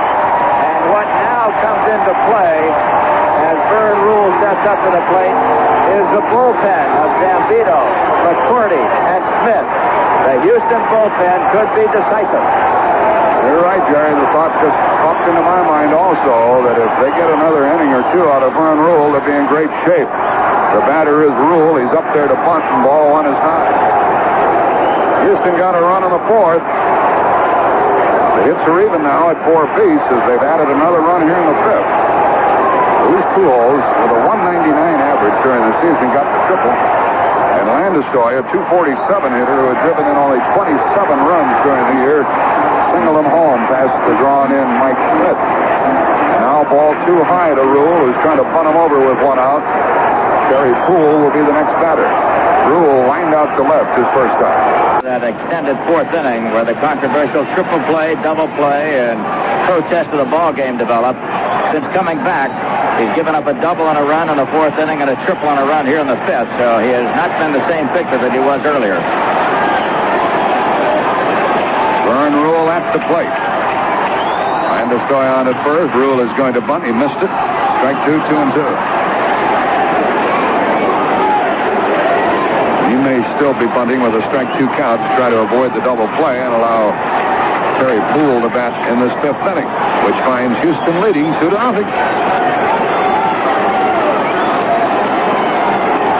A lead by the runner Landestoy. Here's the pitch. He's going to bunt, and it's a strike call, and he's out. He pulled the bat back and took a strike, and Carlton gets his 3rd strikeout. Here are some additional collegiate football scores other than the ones we gave you earlier. Final scores: Villanova 23, Cincinnati 6, Tennessee 23, Georgia Tech 10, Ohio State 63, Northwestern nothing, Nebraska 54, Kansas nothing, and Purdue beat Minnesota 21-7. Terry Puhl is 0 for 2. A throw to first, the runner back. Puhl struck out, grounded out. Houston probably has more runs already than they thought they were going to get at the start of the day from Steve Carlton. Carlton looked about as good as we've seen him in the first couple of 3 innings, but then in the 4th and 5th, he watered down some of his work. Here, the ball outside to Puhl. We may see Landestoy do some running, but it's tough to get a good jump off of first base with Carlton pitching. He has a fine pickoff move, but even if they throw him out, Houston would have Terry Puhl at the dish leading off in the 6th inning. Another throw over there, and Landestoy is back. No tag by Pete Rose. The Phillies in their 6th inning will have Rose, Schmidt, and McBride, and they'd better get busy. Here comes the runner going. The pitch is a strike. The throw is too late. A stolen base for Landestoy. And he's there with 2 out and a 2-ball strike, 2-ball count on Terry Puhl. That's been the game that Houston has played all year. They'll get a runner at first base. They've got 4 or 5 of them. Cabell, Morgan, Cruz, Landestoy, Terry Puhl. They can all run and they'll steal a base when they have to. A good play.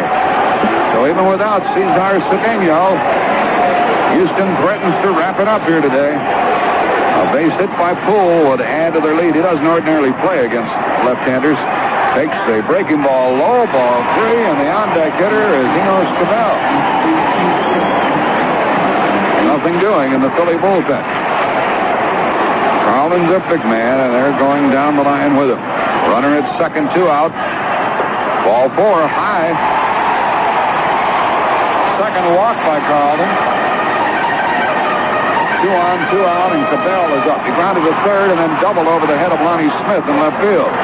Smith should have caught the ball. It ended up a double, and Cabell scored the first run of the game. And now the Phillies will send somebody down to the bullpen. Carlton got the Phillies here into the playoffs. Manager Dallas Green going a long way with him, but suddenly Ron Reed is running down there now because Carlton appears to be giving ground here, and he can't afford to lose any more runs. Ron Reed starts to warm up for the visitors. Here's the pitch to Cabell. It's the ball high. And Carlton, a 24-game winner during the regular season, who beat Philadelphia, who beat Houston 3-1 in the opening game, is struggling here on the ropes. A foul by Cabell, 1-1.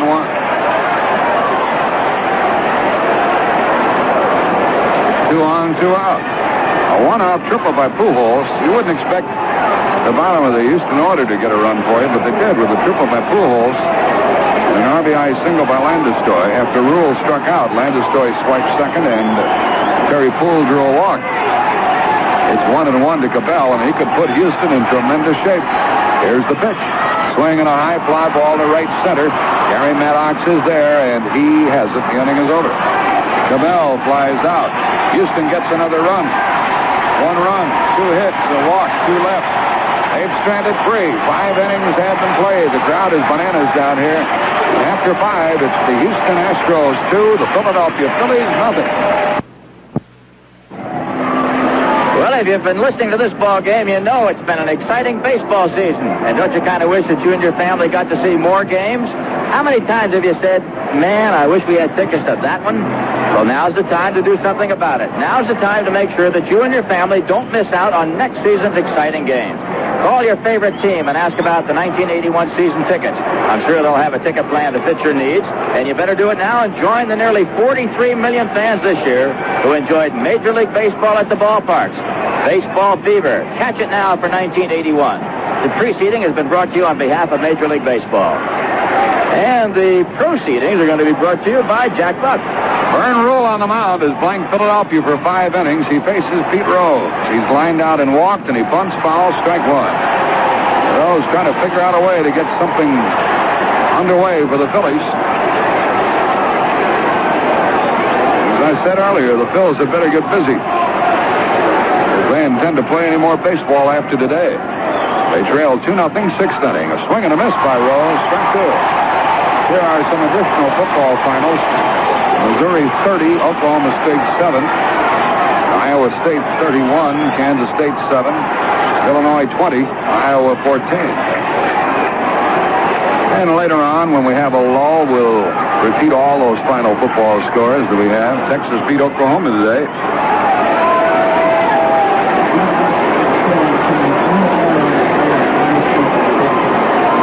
Pete Rose leading off. Mike Schmidt will follow, and then Bake McBride. Nobody on, nobody out. Philadelphia 6th. Houston on top 2-0. Vern Ruhle kicks and fires. A swing and a foul. Out of play by Rose. Ruhle has struck out 2, walked 1, and allowed 4 hits. They put an error up on the board earlier, but now they've taken it down. It had been charged to the Phillies and Lonnie Smith. So we'll check and see if they have indeed erased it. Look out, the pitch inside. Rose ducked out of the way and really didn't want to get out of the way all the way. He wanted to be hit by that pitch. He almost got his wish. He wants to get on any way that he can. With Ruhle ahead, 1 and 2. That's not a bad play. Now the next. Swinging a foul down into left field. Rose leading off here in the 6th inning makes Vern Ruhle labor a bit. This Houston ball club 12 outs away from being in the World Series against Kansas City.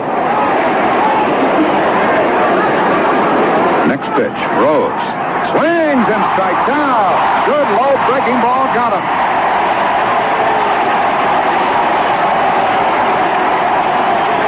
That really hurts the Phillies, Jerry, when their manufacturer, Steve Rose, fails to get anything done. Well, Lonnie Smith has been on with a base hit. He's leading off in the ball game. Rose got a walk, and that's been the production from the top two hitters. And Schmidt has been pretty much, he's been set back all the way. He hasn't done much today. 0 for 2. He is struck out, popped out, and he's 3 out of 15 in the playoffs. And a strike call. Ruhle throws strikes. We told you that at the beginning. Gets that breaking ball over. Won't let you hit the fastball very often. And he gets ahead of Mike Schmidt. Are the Phillies going to go down without a whimper? Here's the pitch to Mike. Swinging a ground ball. Base hit up the middle. Schmidt singles with 1 out here in the 6th for the 5th Philadelphia hit. And the batter is Bake McBride. Jack, going back to Lonnie Smith in the error that was charged to him, I believe that they gave Woods second base on the catch, and then Woods really didn't advance. He was thrown out at third, so I don't think even though Smith came up with one of the unusual throws of this century, that they're going to charge him with an error. Bake McBride will try to move Mike Schmidt along. McBride has singled twice. Ripped one up the middle, slapped a single in the left. He's a threat to tie it. We're in the 6th inning with the Astros on top 2-0. McBride is 5 out of 16 in the series. Throw to first, and the runner gets back. Vern Ruhle, a stocky right-hander on the mound. 12-game winner during the season. Throws to first again. You don't have to worry about Schmidt. He's not going anywhere. Hitting room through the right side for the left-handed batter, McBride. The on-deck batter, Manny Trillo. Here's another to McBride, and it's upstairs, a ball.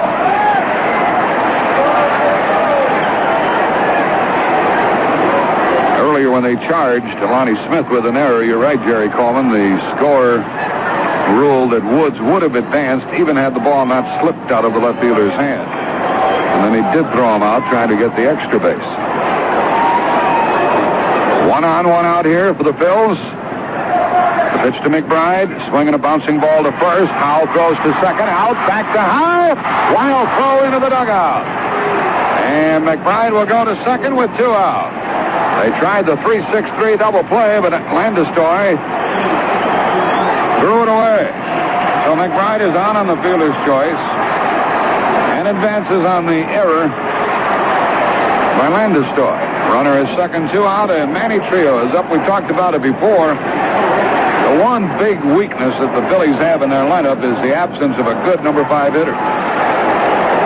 Generally, when you run a Mike Schmidt or a Greg Luzinski, which is what the Phillies throw out there on most days, then you go to Manny Trillo.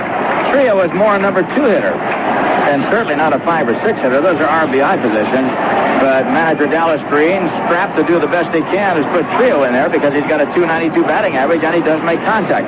But he is not a natural number 5 batter. Trillo has a hit in this game. He grounded to second, and then he singled. And he needs a hit to get McBride home with the first Philadelphia run. They've gone 16 consecutive innings without a run. And you can't win like that.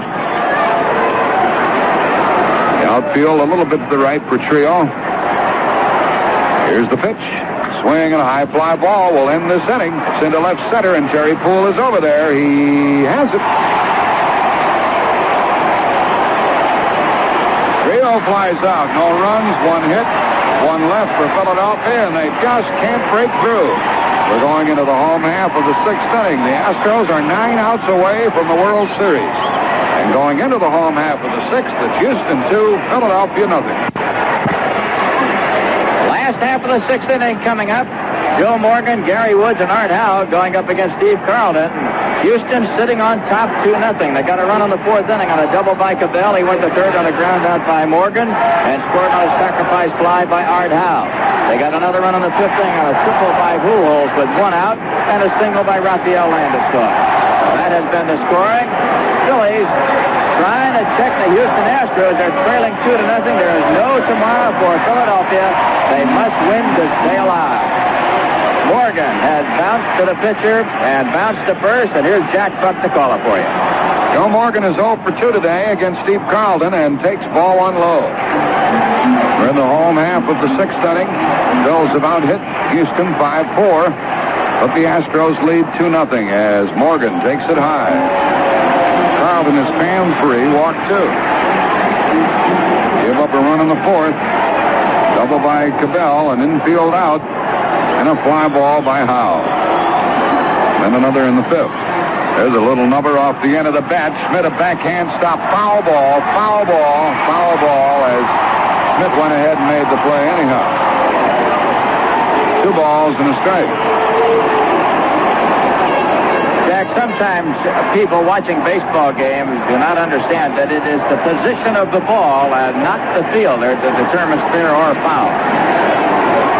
The ball hit fair, but then went foul just before it got to the base.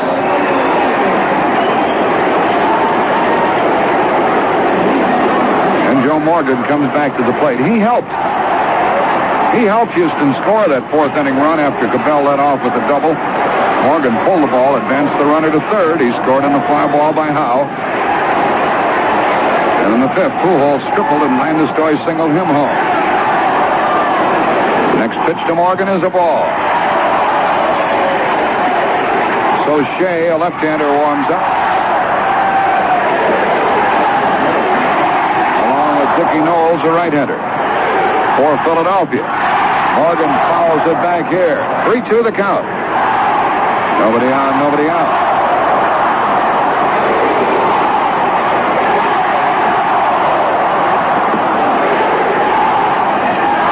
You hear the folks out in the bleachers section yelling Houston and the others echoing Astros. Here's ball 4 to Morgan. Morgan draws the leadoff walk. It's the 3rd pass given by Carlton. Now Morgan has to put on a different type shoe. So time is called, and the batter is Garry Woods. He's 0 for 1 with a walk.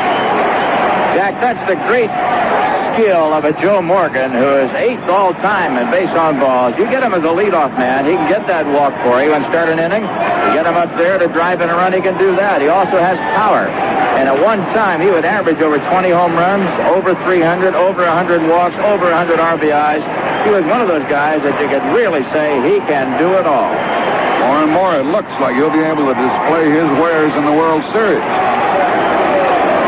Phillies have only 3 more turns at Vern Ruhle, and already we're into the late innings where the Houston bullpen would become a factor. Carlton pitches to Woods. He might be bunting. He's going to swing, and he takes the ball.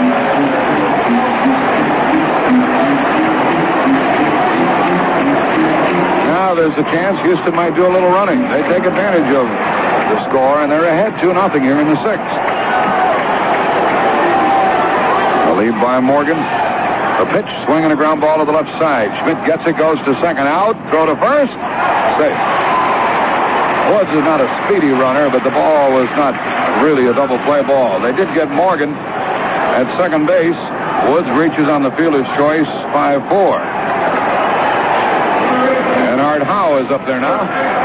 Jack, one of the reasons that the Houston Astros are so anxious to wrap this up today is to give their club a rest. They had a very tough pitch battle going down to the wire, had a playoff game, right from that into the playoff series.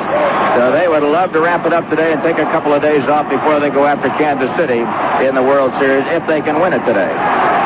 Here's the pitch to Art Howe instead of throw to first, and Woods, who hasn't seen much of Carlton, just did get back.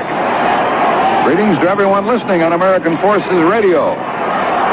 This evening, as we speak to you from Houston, here's a ball low to Howe. Howe doubled in the 2nd, drove in a run with a fly ball in the 4th.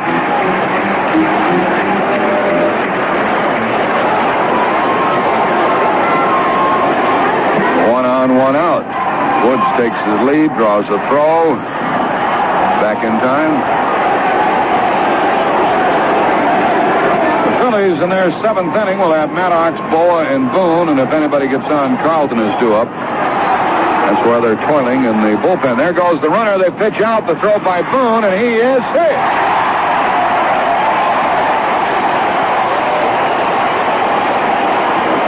A walk and a stolen base, and even though Bob Boone pitched out, they couldn't throw him out. Jack, that's one they let get away. There's no way that Woods could steal a base under those circumstances with a pitch out. And now they've got a man in scoring position, and if Houston gets this, they could be well on their way. Now the batter with a ball 2 count. Surprised they don't put him on and pitch to Cruz. Here it comes, and it's low. Ball 3, and he might be swinging here. In fact, you could almost bet that he will swing to try to get that runner home from second base with 1 out. Now they're going to walk him. There's ball 4. The 4th pass given up by Steve Carlton, the first intentional walk.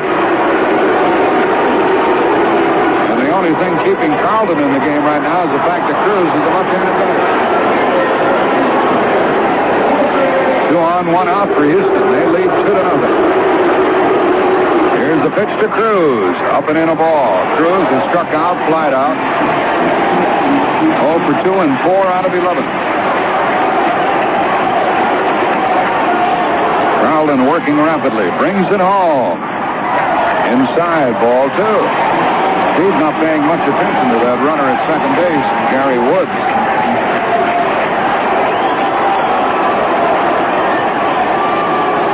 Next pitch, Cruz takes ball 3. Carlton threatens to walk the bases loaded for Pujols. And Cruz will be swinging on 3-0 if it's in there, with Pujols coming up next. 2 on, 1 out, the pitch. Strike called. He didn't want that when it was on the outside corner, but he was going to swing had it been to his liking. 3-1. There's a chance that Houston would start the runners. You doubt it with Carlton pitching and Cruz batting. The runners are not going, and the ball 4 loads them up. 5 walks by Carlton. Still no move by the Philadelphia manager. Pujols, the batter. Now here comes Dallas Green out of the dugout.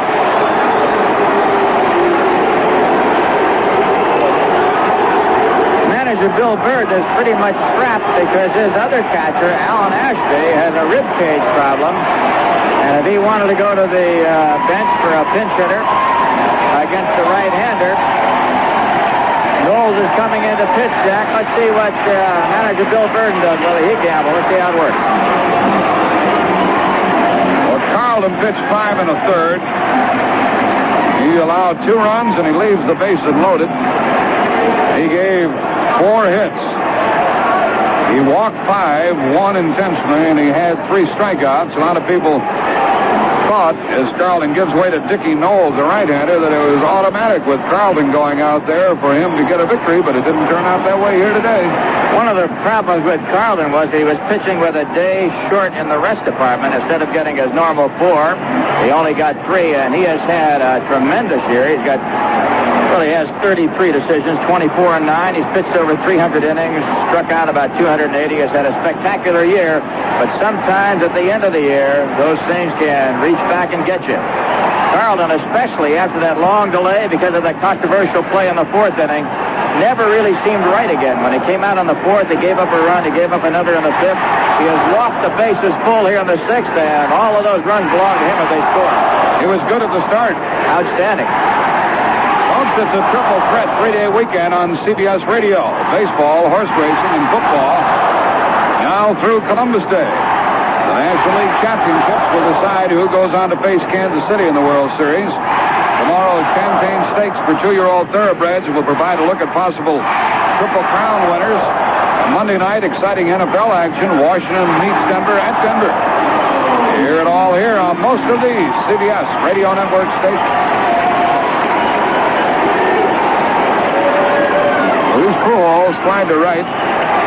Tripled and scored in the 5th. He's up with the bases loaded against Dickie Knowles, the right-hander, who will work off the stretch. There's the the possibility of a squeeze play here. 3 walks have loaded them up. Here's the pitch, a swing and a foul. Strike 1. Houston in a spot where they could just about salt it away or ice it down, wrap it up. Woods, Howe, and Cruz running the bases with 1 out. Off the stretch, the pitch, and a half swing. Did he go for it? No, a ball, 1-1.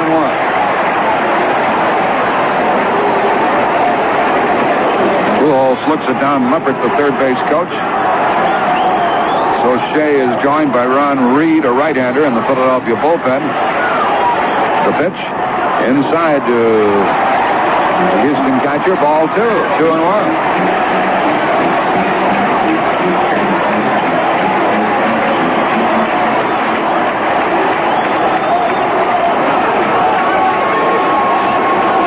Want the double play. Here's the pitch, a swing and a high fly ball into right. The runner will tag. McBride will make the catch and throw home. Here comes Woods, and the throw is bad, and the run scores. He may have left too soon at third base, though. I wouldn't be surprised. Here comes Pete Rose over and gives the ball to Mike Schmidt. Time had been called. They may appeal. I thought he left too soon, didn't you? I did too, Jack. I thought he left a step ahead of the catch. There's a strong chance that on the appeal he may be called out. A timeout had been called, and so they cannot make the appeal play now. Meanwhile, the score has gone to 3-0 with Houston leading. Woods flew off that base as McBride caught the ball and made a terrible throw home. And now, as soon as time is called back in, I'm pretty sure we'll see the appeal play. Everybody tagged in advance. Now they throw over to third base, and it'll be up to Bob Engel, the third base umpire, to decide. He is out.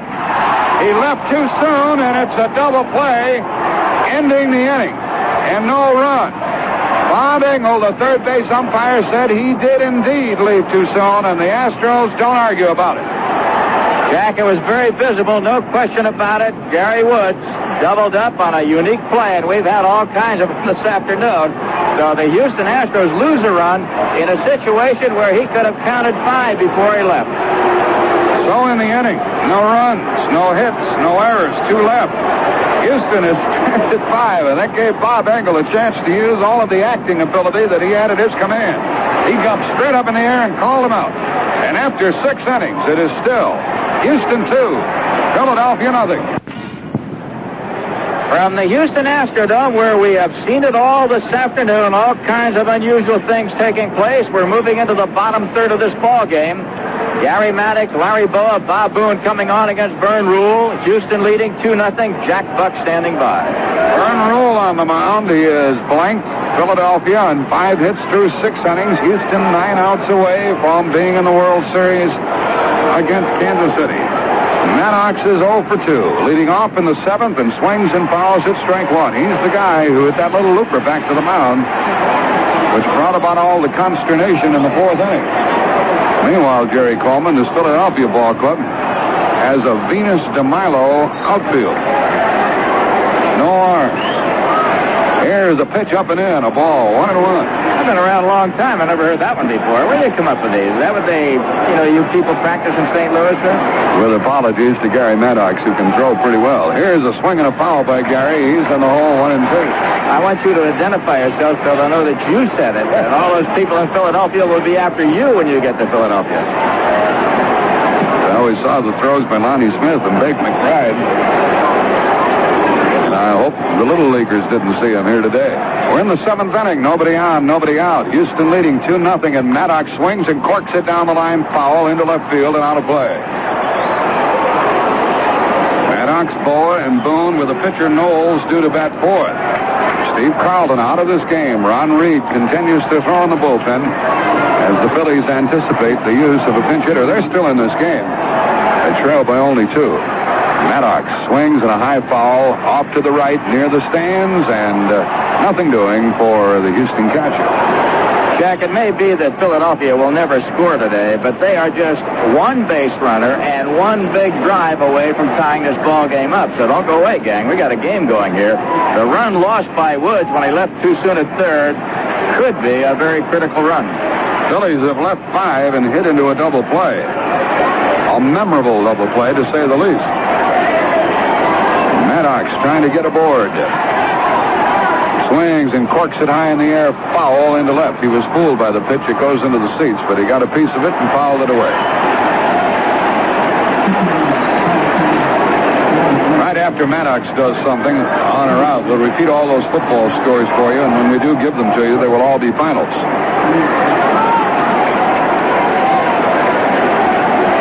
1 ball, 2 strikes. Ruhle delivers, and there's a high pop foul again out of play.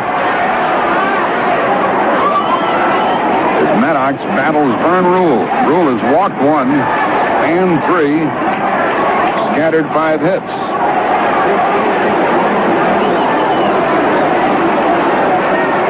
The Houston right-hander goes to work.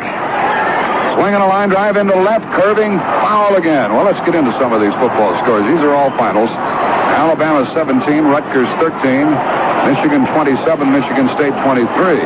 Penn State 24, Maryland 10, Harvard 20, Cornell 12, Georgia 28, Mississippi 21, Princeton beat Columbia 31-19, Colgate over Holy Cross 38-7, Clemson defeated Virginia 27-24, it was North Carolina 27, Wake Forest 9, Texas 20, Oklahoma 13, Villanova 23, Cincinnati 6, Tennessee 23, Georgia Tech 10, Ohio State 63, Northwestern nothing. Nebraska over Kansas 54-0. Purdue beat Minnesota 21-7.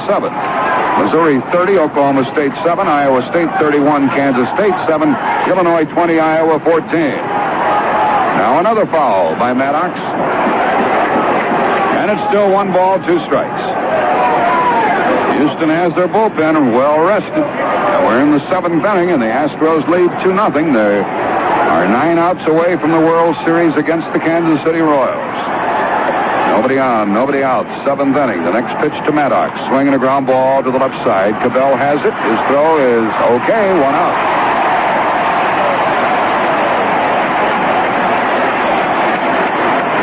And the batter, Larry Bowa, 0 for 2.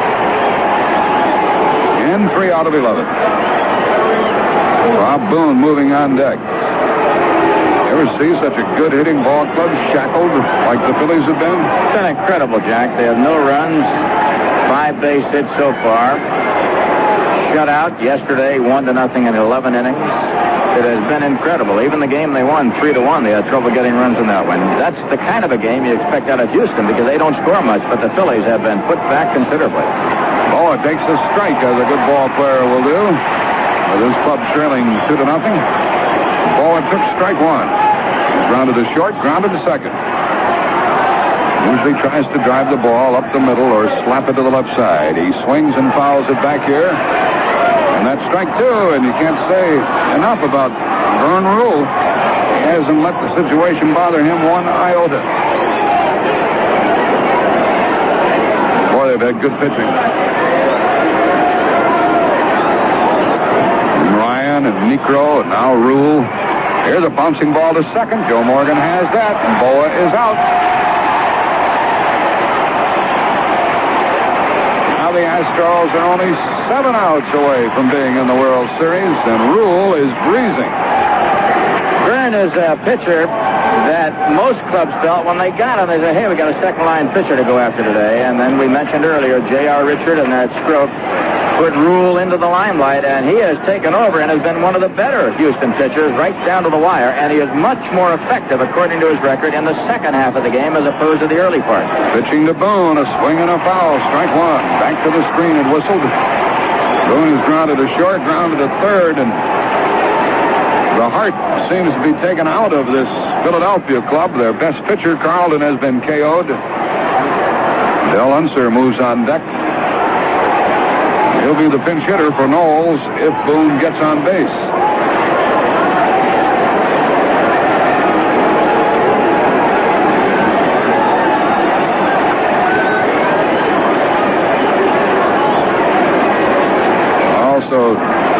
mention Ken Forsch when I talked about the good pitching that the Houston club has turned in. Ruhle has set down 4 in a row at this point, brings it home, and Boone pops it up. It's on the infield, and Landestoy wants it. He is under it, and he has it. And now the Astros are only 6 outs away from the World Series. Philadelphia goes down in order in the 7th inning. It's 7th inning stretch time in the Astrodome down here in Texas. With a score, Houston 2 and Philadelphia nothing. Houston, Texas. The Astros 2, the Phillies nothing. The Astros lead the best 3 out of 5. 2 games to 1. If they win this, it's all over. They go into the World Series on Tuesday night right here against the Kansas City Royals. Philadelphia has 6 outs to try to do something. So we'll see what happens. Dickie Knowles still on the mound for Philadelphia. He's in there for Steve Carlton. Carlton did not get out of the 6th inning when he walked the bases full, and it looked as though Houston had another run when Pujols flied to right field, but Gary Woods left too soon from third, and on the appeal was called out. The run was nullified. Rafael Landestoy now batting left-handed against the right-handed Knowles has got the home plate. Here's Jack Buck. Landestoy, a switch hitter, will bat from the left side. He grounded to third. He single home a run in the 5th inning. Single home the 2nd run of this game. And he hangs out over the plate. Chokes up on the bat. The pitch is made by Knowles, the right-hander, outside, ball 1. Knowles came on and got the final 2 outs in the 6th with the help of the base-running blunder by Gary Woods. Here's a pitch outside. Pretty good fastball, but ball 2. Landestoy, the number 8 hitter, would enjoy getting on base ahead of the pitcher, Vern Ruhle, who's due up next. Rafael looks at a strike, 2-1.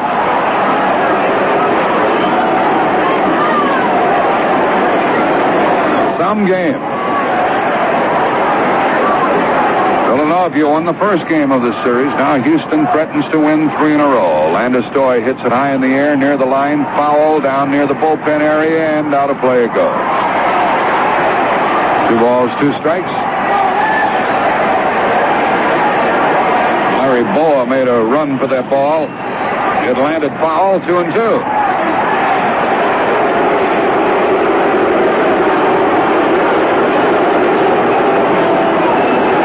These umpires were certainly embroiled in this game back in the 4th inning.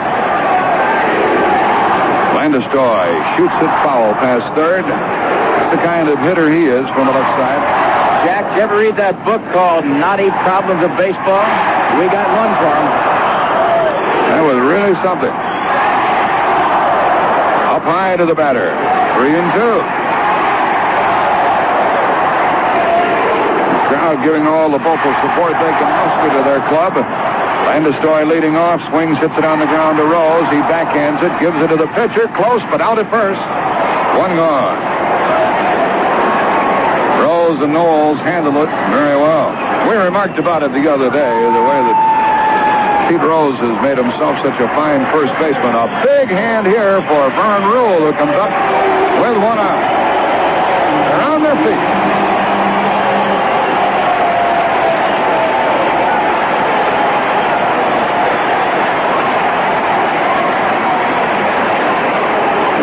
Takes the strike. Let's add 3 additional football finals. Notre Dame 32, Miami of Florida 14.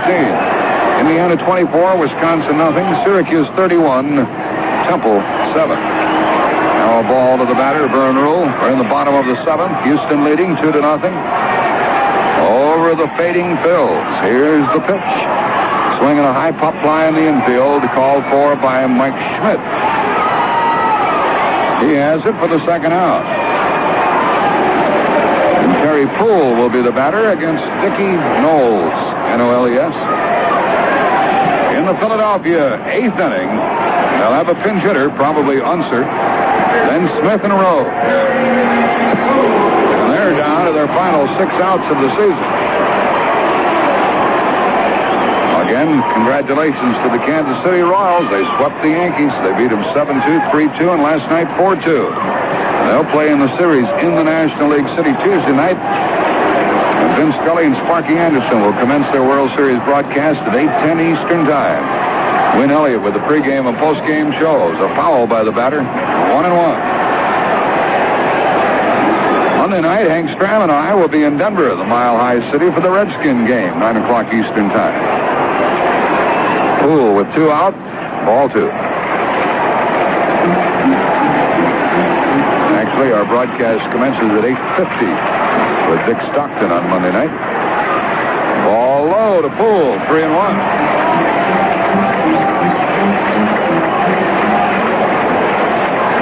Landestoy grounded out. Ruhle popped out.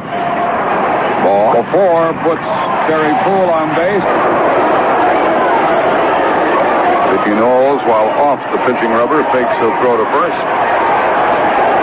Cabell has doubled 1 out of 3. He scored a run on the 4th when he knocked it over the head of Lonnie Smith in left field.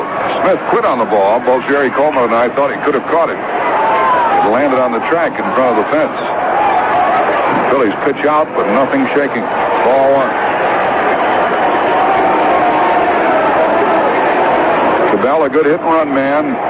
Puhl, a pretty good base stealer. Houston leading 2-0, bottom of the 7th. Big lead by the runner. Throw over there. He's back in time.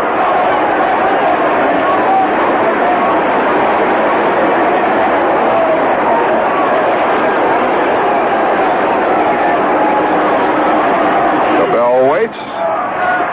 He took a half swing and went around, and it's a called strike 1. 1-1. Houston, with their white and orange uniforms, distinctive garb to say the least, and the barrel stripes around the chest.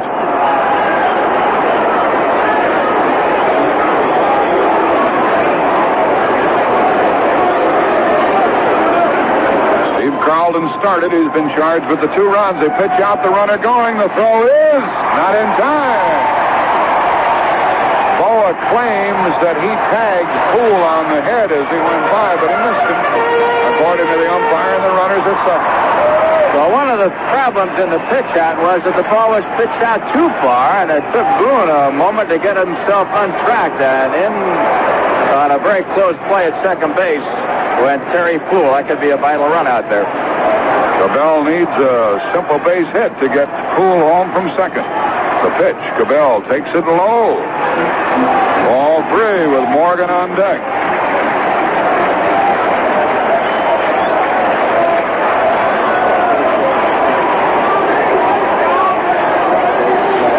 Dave Smith, the right-hander, starts to warm up in the Houston bullpen. The pitch is high, and Cabell draws the walk. The second given by Dickie Knowles. And Joe Morgan is up.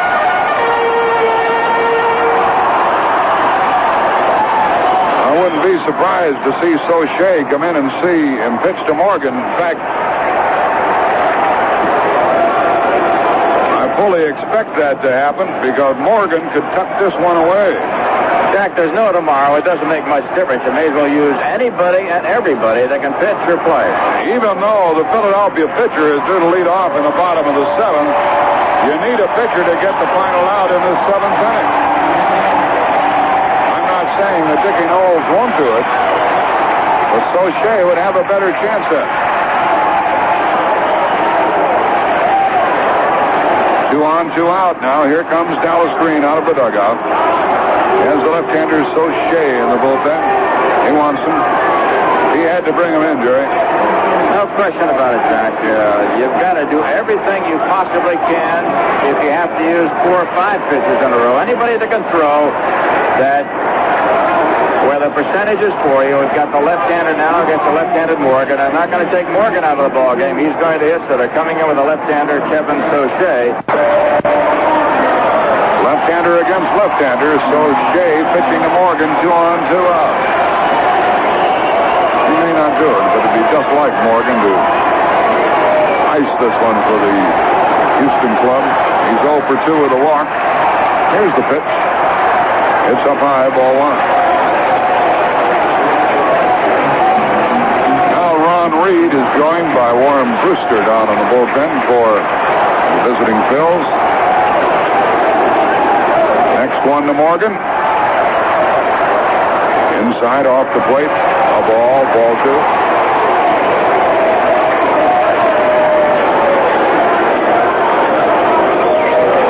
deck batter is Woods. Dave Smith, who had warmed up earlier, is idle now, watching the action from the bullpen. So Shea brings it home. Ball 3. The Astros have been given 7 walks.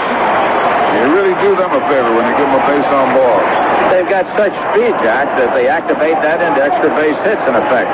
But right now, Joe Morgan, he can walk, he can load them up, but it takes one more ball. He may be swinging, too. The pitch, and it's a ball, and the bases are loaded. So Shea comes in, and the first thing he does is to walk the bases loaded. The batter is due to be Woods. Wondering if we're going to see another Philadelphia pitching change, and if we did, why, Joe Burden could go to his bench. Here comes Dallas Green. He needs that last out here in the 7th inning, and he wants Ron Reed to come in and try to get it.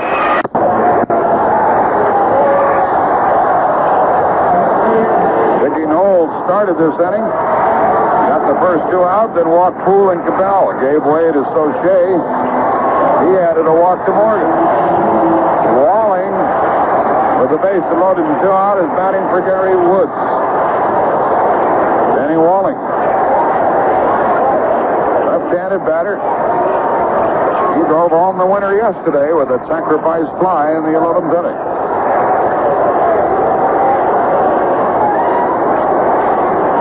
Consecutive walks after 2 men were out. Ron Reed has been known to walk a few people. Here's a swing and a high pop foul out of play. Strike 1. Walling went up there wailing. I like that, Jack. I think when you've got a chance to drive in runs, you try to pick the first good pitch. Don't let that pitcher get ahead of you.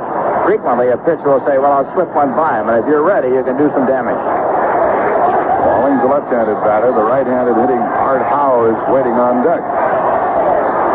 He brings it home, and it's low. The big right-hander will be asked only to retire this batter because he'll then be lifted for the pinch hitter. Bob Walker's in the bullpen now with Warren Brewster for the Phils. The pitch with the bases loaded, a bouncer to first. Rose has it, gives it to the pitcher covering for the out. And the inning is over, and the Houston lead remains the same. No runs, no hits, no errors, 3 walks. They've left 8. 7 innings have gone by, and the score is the Astros 2 and the Phillies nothing. Philadelphia trying to come from behind or trailing 2-0 here in the Houston Astrodome. Houston leads 2-1. Vern Ruhle has been in there all the way, and we're in the top of the 8th inning where Greg Gross is coming on to hit for the pitcher, and he'll be followed by the top of the batting order, Lonnie Smith and Pete Rose. As it stands right now, manager Bill Burton taking no chances. He's got Dave Smith, the young right-hander, who wrapped it up yesterday to help Joe Niekro, and the Houston Astros get a victory. He's down on the bullpen waiting and watching just in case Ruhle has any kind of problems whatsoever. So Greg Gross, a left-hander, pinch hitting for the pitcher. The last pitcher was Ron Reed. We're going into the 8th inning. Philadelphia down to their final 6 outs. Houston leads it 2-0. Here's Jack Buck. And the leadoff man will be Greg Gross batting for Reed. Greg Gross, he used to wear the Houston uniform, had an RBI as a pinch hitter. In this series, he batted .240. He's a left-handed batter. Contact hitter, not a power hitter. Leading off for the Phillies in the 8th inning. Houston leading 2-0 and leading 2-1 in the best of 5. The pitch is outside. Gross has a very good batting eye. Vern Ruhle has fanned 3, walked 1, allowed 5 hits. And he has shut Philadelphia out. Strike called. The Phillies were shut out for 11 innings yesterday and 7 thus far today. 18 consecutive innings.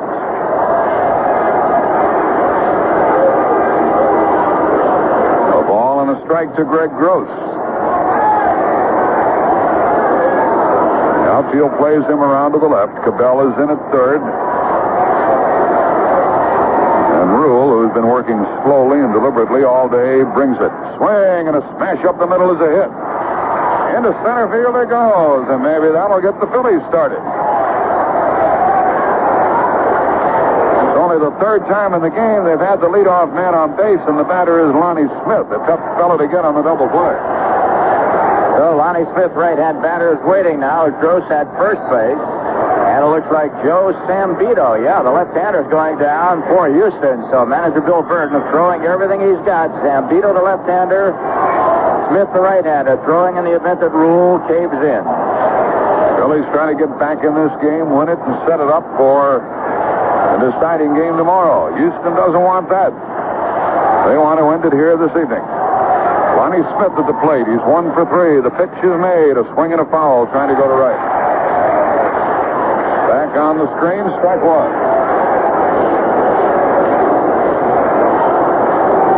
Smith, the batter, rolls next. We're getting around to the big Philadelphia hitters.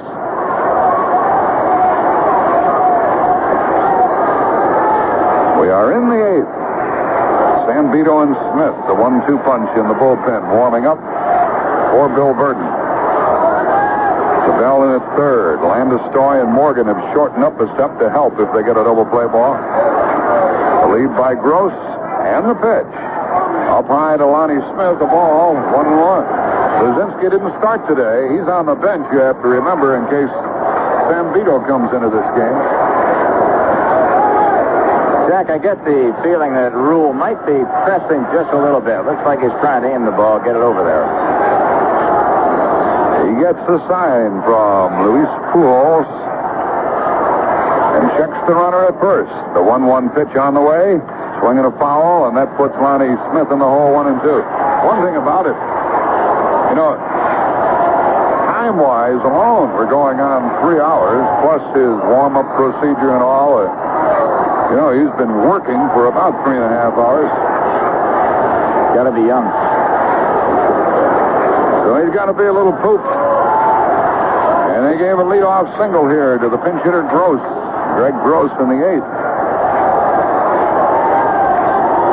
The Houston right-hander brings it home. Smith grounds it through the hole into left. A base hit, his second of the day, and the tying runs are on. With nobody out. Well, I said earlier, it kind of looked like the Phillies had lost heart. But that should give it back to him, and Rose is up, and here comes Mel Wright, the pitching coach, out of the dugout. I think the interesting aspect here is how far will Bill Burton let Vern Ruhle go. He's got 2 great bullpen men down there ready to move if they need them. I bet he wishes now that he had made the move after the leadoff hit by Greg Gross in this inning. Of course, that's the second guess.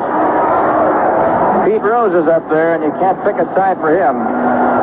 He is 0 for 2 in this game, but he is 5 for 15 in the series, and he hits them right and left hand. It doesn't make any difference who's out there throwing. He does equally well from either side.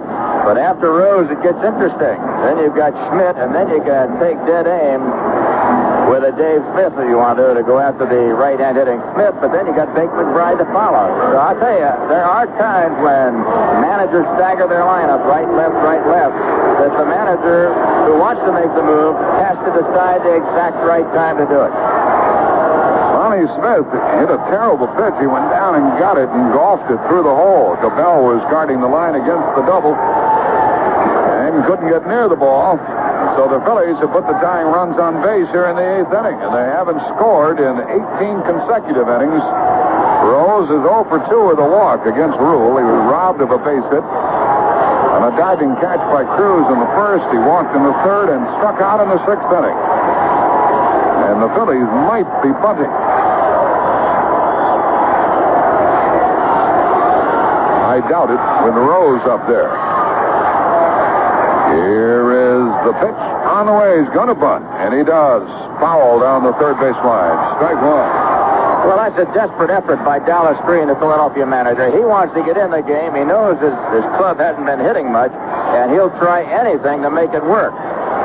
You must remember, the Phillies also have one more inning and one more at-bat, so if they got a run in this inning, that means only one to make up. But I don't know, really, how they can take the bat out of the hands of Pete Rose.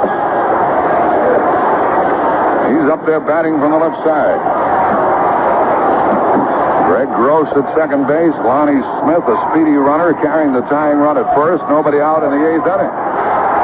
As the excitement mounts again, the pitch to Rose. He's going to bunt. He takes a strike. Strike 2.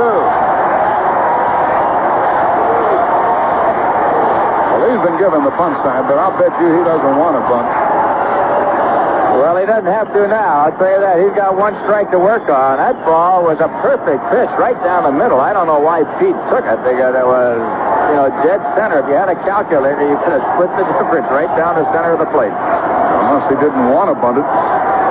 He wouldn't do that, would he? 2 on and nobody out. 2 strikes the count to Rose. He has to guard the plate now.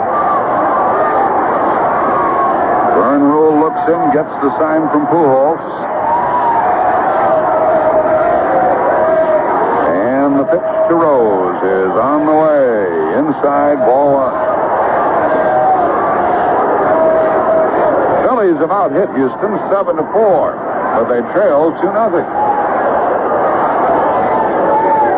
I have a strong feeling that Ruhle may be pitching to his last man here. He's got a right-hander, Smith, the left-hander Zambito down there, and they can juggle him against Schmidt and McBride if they choose. I'm surprised the Ruhle was still in there, to tell you the truth. 2 on and nobody out. Rose swings and grounds it to the right side, and it goes on through. Here comes Gross trying to score. There goes the other man to third. Everybody's safe. Rose down to second. He's safe. And it's 2-1 with runners on at second and third and nobody out.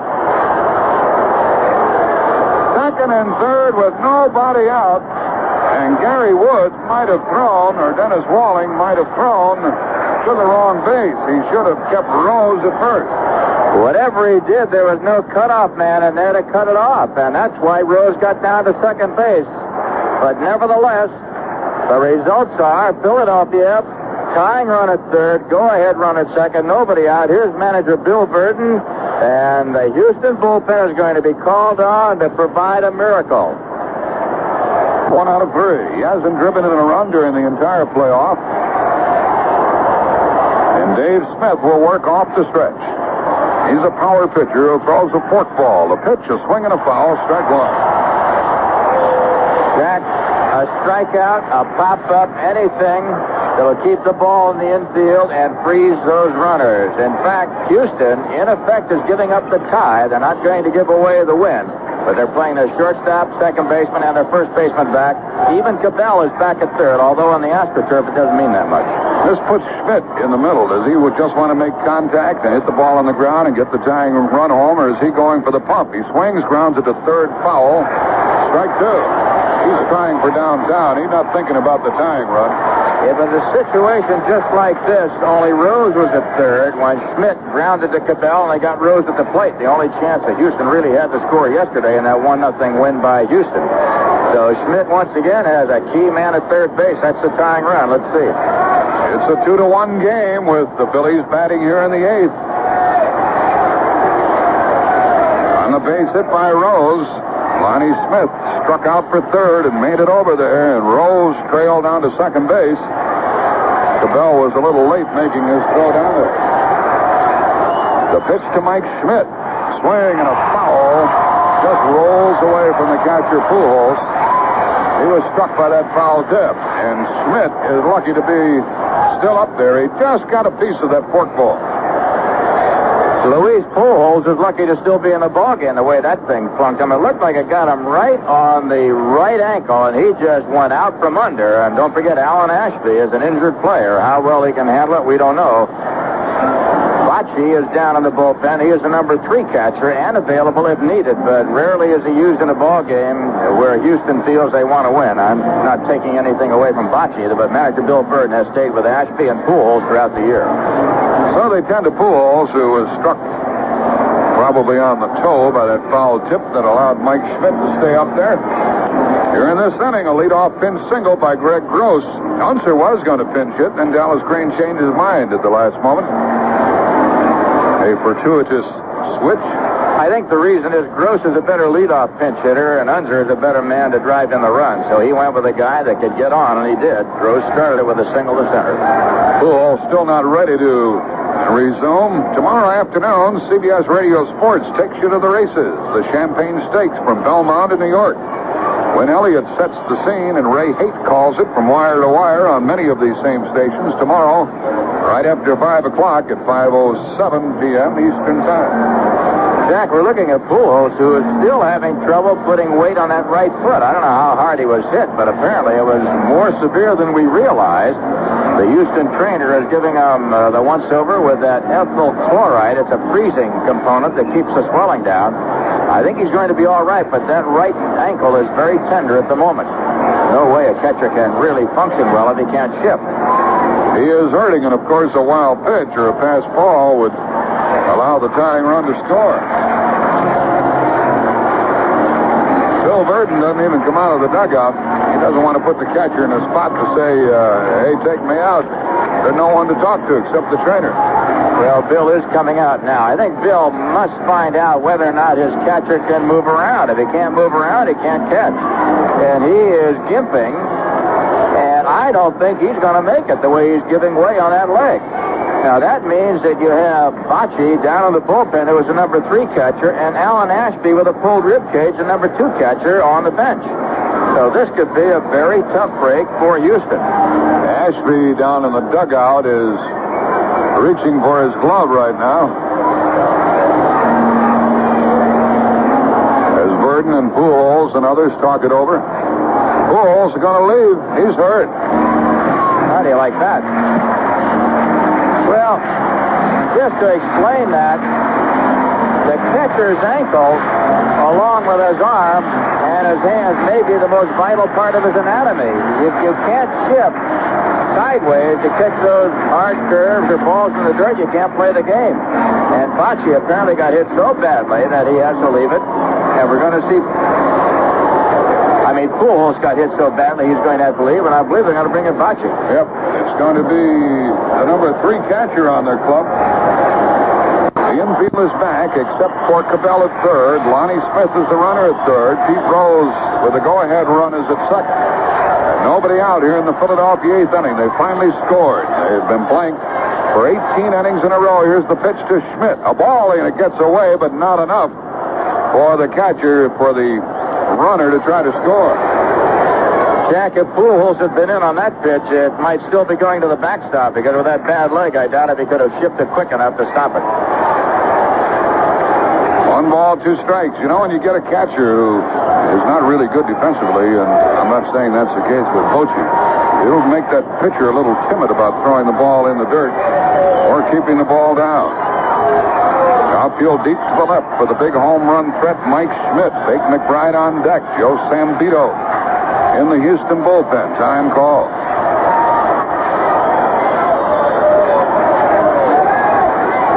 Here's the pitch. And it is outside for a ball. Jeff Leonard is now in right field. He has replaced Denny Walling, who had replaced Gary Woods. 2-2 to Schmidt.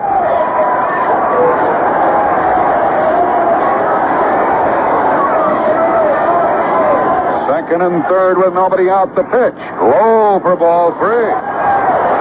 So they're not coming right after Mike Schmidt. And Bake McBride is on deck. Left-hander Sambito in the bullpen, and he doesn't like what he sees shaping up. He might come in here with the bases loaded and nobody out.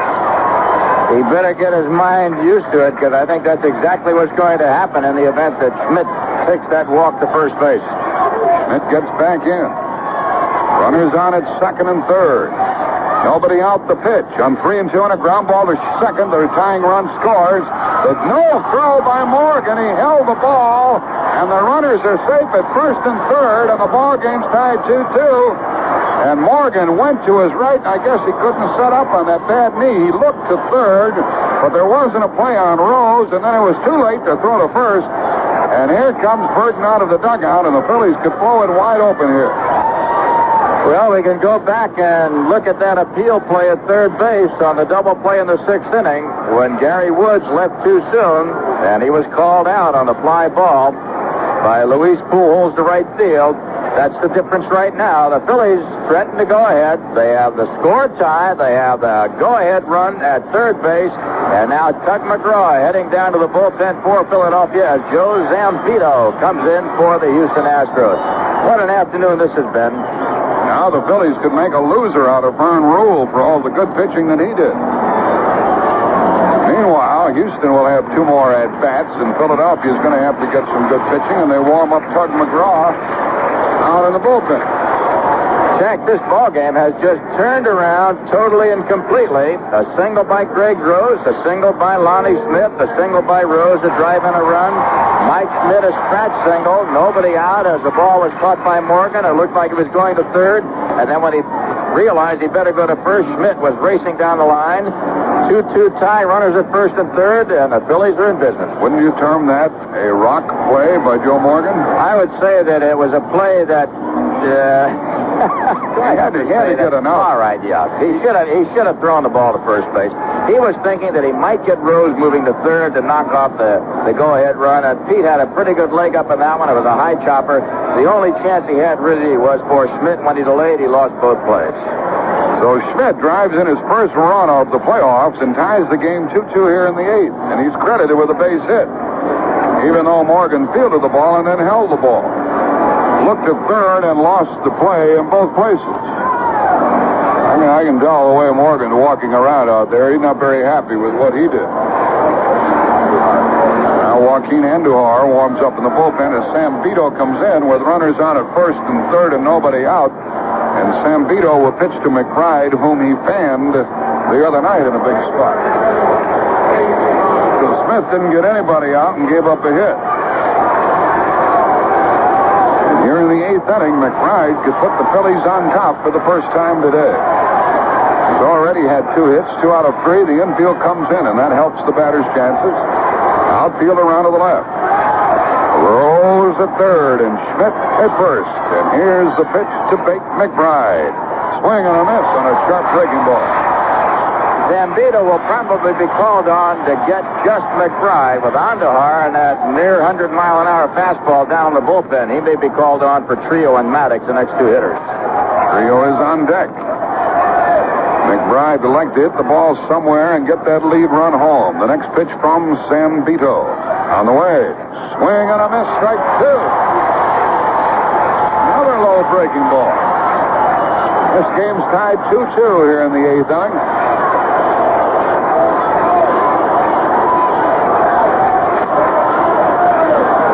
Bochy behind the plate. It's surprising that we don't see Schmidt doing some running. First baseman has to hold against Schmidt. That's one item to consider. On top of it, Morgan's in an impossible situation to try to cover second base. He's halfway between first and second and way in. And the catcher would have to hit a moving target. Here is the pitch on the way to Bake McBride. Swinging a foul back. He just got a piece of it and whacked it back to the screen. I'm really amazed the Phillies aren't running.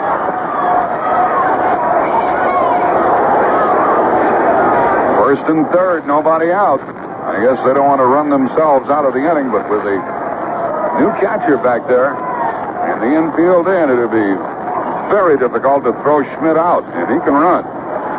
Rose is on at third. Zampito striving for the strikeout.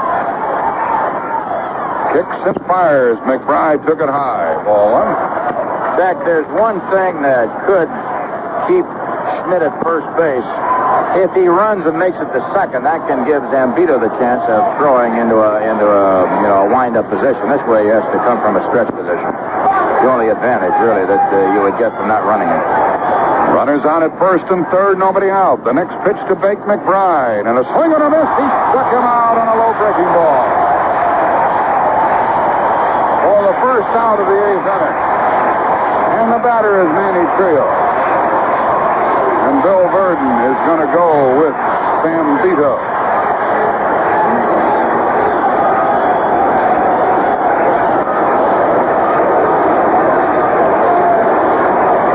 First and third and 1 out. There's a chance of a squeeze play here. Now the catcher, Bochy, goes into the dugout. a tough spot for Bruce Bochy to be thrown into. Here's a guy that hasn't caught all that much, and suddenly he is in the game that can decide the National League pennant, and he came in cold.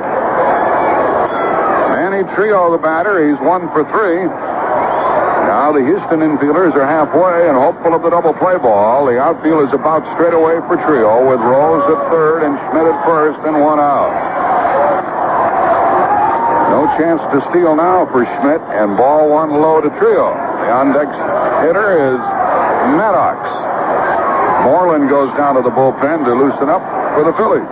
Jack, very good point before. Now a double play can take him out of the inning completely. Had Schmidt been down at second, it could have been a different ball game. We'll have to watch it. Here's the pitch to Manny Trillo, the man on the spot at the moment, and he swings and grounds it foul past third base. 1 ball, 1 strike. Well, a while ago, you would have sworn that Houston was going to wrap it up this evening. More and more, it looks like we'll have Game 5 here tomorrow night. If it happens, it'll be at 8 o'clock Eastern Time. Meanwhile, we're still tied 2-2 here in the 8th. And it's a 1-1 count on Manny Trillo. The little fellow waits. There's hitting room through the right side. Sandito, the lefty, kicks and fires. Swinging a foul back on the string. Now the batter's in the hole, 1 and 2. The on-deck hitter, Maddox. And Sambito will be trying for another strikeout. Jack, of all the hitters on the Philadelphia Ball Club, with the exception possibly of Pete Rose, this is the guy that can give you more trouble. He's a pretty good contact hitter. You'd love to get a strikeout, but whether or not you can, it'll be up to Joe Zambito and that good hummer he's got. He's got a good fastball. He's got to get it in the right spot. Some game, 2-2, 8th inning. Men on at first and third for the Phillies with 1 out. Trio in the hole, 1 ball, 2 strikes. Here's the pitch. Swinging a line drive into right field, and that ball is caught by Leonard. Here's Rose trying to score. The throw almost safe, and the Phillies lead 3-2. And now they throw to first base, and it's a double play on Mike Schmidt with the run count. The run count. Schmidt is doubled off of first base as Leonard caught the ball.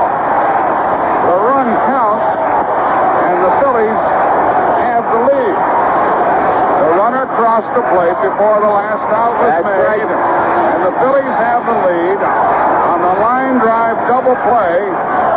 The ball caught by Leonard out in right field. He threw home too late. They threw down to first base. They doubled Schmidt, who really feels like a louse out there at second base. He thought the ball had been trapped. He's doubled off, and now Houston is arguing that the run should not count. But the run scored. It does count before the out, and it wasn't a force-up. It's an unusual play in the rule book, but it does count. And Philadelphia has taken a 3-2 lead. Man, what a ball game! Jack, they're going to write this one up in the annals of baseball as the craziest, most unusual game you'd ever want to see. Rose did tag up. That's all it took, no matter what happened to Schmidt. 3 runs on 4 hits. No errors and nobody left. We go into the bottom of the 8th inning, and the Phillies have the lead for the first time. Rose down to second. And then over to third base after Bake McBride struck out. Then Manny Trillo hit a low line drive that was apparently grabbed by Jeff Leonard. He threw the ball to the plate with Rose tagging up. Rose beat the throw, but then Mike Schmidt, who had taken off for second base, was doubled up, and the run scored before that third out. The Phillies have 3 runs on the board, 9 hits. The Astros 2 runs and 4 hits. We go to the bottom of the 8th inning, and for the first time today, Houston is trailing. Jack Buck, it's all yours. Houston could still win it. They have to tie it first. It'll be Howe and then Cruz against, and then Bochy against Warren Brewster, a right-hander. Brustar. He had a record of 2-2 with no saves for Philadelphia. Phillies about hit the Astros 9-4, and the Phillies now lead 3-2. Doug McGraw continues to throw in the Philadelphia bullpen. And Andujar is warming up for Houston. The batter is Art Howe. swings and a high fly ball to right center, and Garry Maddox gets over there and has it for the out. One gone. The momentum has just swung dramatically over to the Philadelphia side after they were practically, starved for any kind of a base hit, let alone runs, and suddenly they got 3 quick ones. As we look at a replay of the ball hit by Trillo and caught by Leonard, more and more it looks like Leonard trapped the ball, and it should have been a base hit and no double play. Here's a high fly ball to center by Cruz. There goes a big threat for Houston. Under it is Maddox. He has it, 2 out. Brewster has made 2 pitches, 2 out. It's the first time Brewster has appeared in the playoffs. And he'll face the catcher, Bruce Bochy. B-O-C-H-Y, Bochy.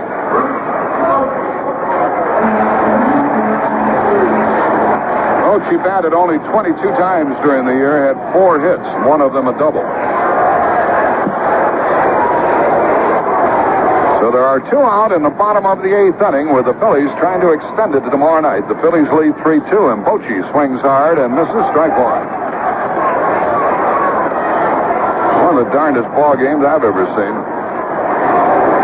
And I'll tell you this, the umpiring has really been less than sensational. Here's a strike called, strike 2. They have been tested. Yeah, they've had some nasty plays to call. I don't think they've called them right every time. 3-2 the score. Bochy at the plate, and Bochy takes the ball. 2 out, nobody on, bottom of the 8th inning. That's exactly what Burden and Green said back there in the 4th inning. You guys got it wrong. Brewster brings home another, and a line drive, 2-second, fielded by Trillo, and the inning is over. Bochy lines out to Manny Trillo. Down in order goes the Houston Ball Club for the first time since the 3rd inning. And we go into the 9th inning with the Phillies on top by the score of 3-2. In 1981, when you're looking for a place to take your family for a fun day that's affordable, think baseball. And when you're looking for a unique way to share some time with your family and friends at very reasonable prices, think baseball. When you're looking for clean, wholesome family entertainment that won't break your budget, think baseball. And when you're looking for one of the best family entertainment buys around today, you gotta think baseball. So take your family out to the ballpark in 1981 and catch baseball fever. The preceding has been brought to you on behalf of Major League Baseball. Into the 9th inning. Garry Maddox will start it off. Larry Bowa, Bob Boone, the 3 scheduled hitters in the top of the 9th inning. The Phillies with 3 runs in the top of the 8th have moved ahead 3-2 and are in a position now to force a 5th game tomorrow. Philadelphia 3 runs, 9 hits. Houston 2 runs, 4 hits. Joe Zambito on the mound. Jack Buck to call it for you. Garry Maddox leads it off. 9th inning, swinging a miss at a bad ball low. 9 hits, Astros 4, Phillies lead 3-2. Maddox wants the umpire to check the baseball. He throws it out of play. Maddox to be followed by Bowa. And then Bob Boone. McGraw standing by in the Philadelphia bullpen. Now he goes into the dugout. Here's the pitch coming to Maddox, and a curveball is a fly ball into right, and Leonard is there, and he reaches up and grabs it. 1 out. Zambito is retired 3 in a row, but he couldn't prevent the sacrifice fly, which put Philadelphia on top. The run being charged to Ruhle, the starting pitcher. Greg Rose came off the bench and got it started. Lonnie Smith got a base hit. So did Pete Rose. And so did Mike Schmidt. And now here's a pitch low to Larry Bowa.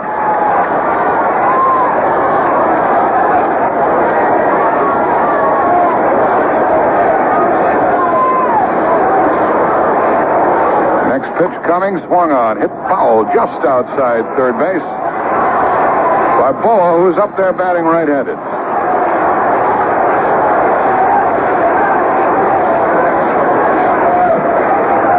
Ninth inning for Houston. They'll start off with their number 8 hitter, Landestoy.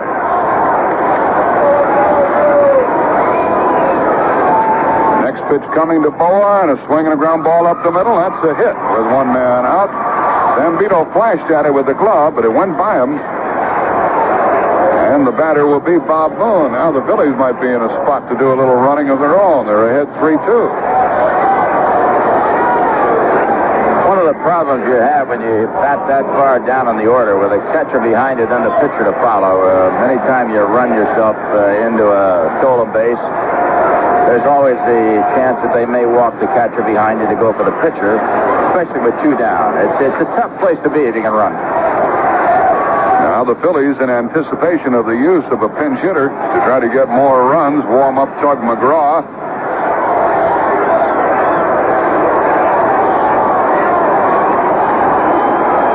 Unser and Vukovic also go down there and warm up, a couple of outfielders.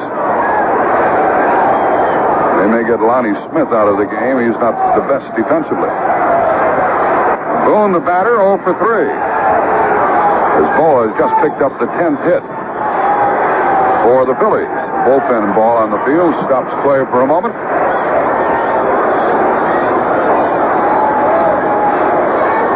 One on, one out for Philadelphia. A throw to first, and Bowa gets back. Well, after 7 innings, Houston had a 2-0 lead. They would have had another run, but one of their players left third base too soon after a fly ball was caught. There's the ball low to the batter, Boone. And that cost him a run. Well, there's so many things in this ball game. When you tabulate them all, you have to write it down as one of the wackiest ball games ever played.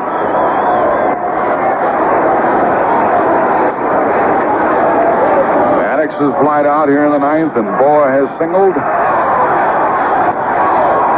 A throw over to first, and the runner is back.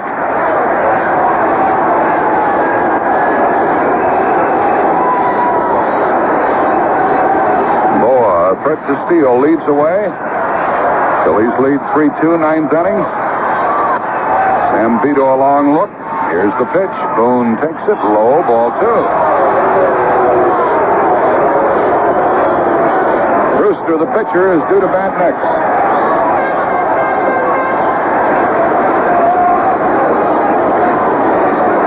The outfield deep around to the left for Boone. He is 2 out of 14 in this playoff series. Another throw to first.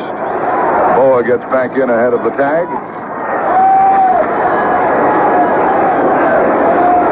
There's another game here tomorrow night. It'll either be Ken Forsch or Nolan Ryan against Marty Bystrom. What a spot for the rookie to be in.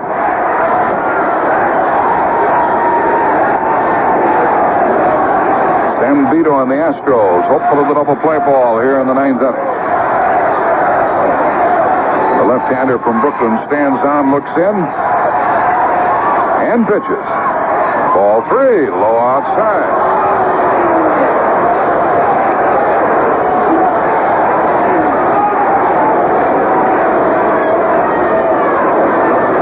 This ball game's already about 3.5 hours old. It's been action-packed for a low-scoring game, 3-2. Zambito has to throw some strikes. There's one, and it's 3-1. Philadelphia leading 3-2 in the 9th. After 7, they were behind 2-0. Rallied for 3 in the 8th. Hits by Gross, Lonnie Smith, and Pete Rose, and Mike Schmidt. Here's a long one into left field, down the line, and curving foul just outside the foul pole by Bob Boone. Jack, that was one of the longest balls hit in the series. That was a rocket that hit high up on the first facade, but about 15 feet above the fence line there. 10 feet foul. Had it been fair, an easy home run, and that could have sealed it. Now it's 3-2, and the runner at first, Bowa, might go. These fans are stunned as a result of that Philadelphia 8th inning rally. A throw to first, and Bowa gets back in.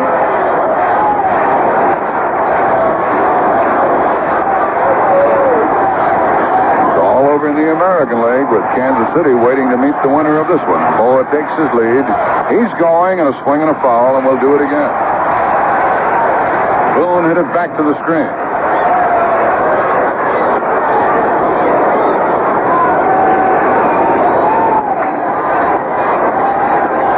would it take you to recap this game? A week. At least. Bruce Bochy behind the plate. Pitcher Zambito requests a new baseball. Boa, who singled with one out, is on at first. 3-2 the count on the batter.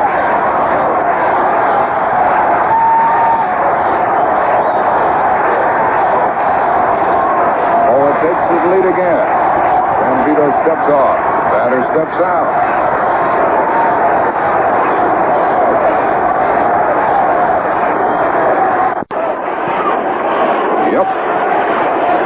They evidently liked the way he pitched the 8th inning, and why not?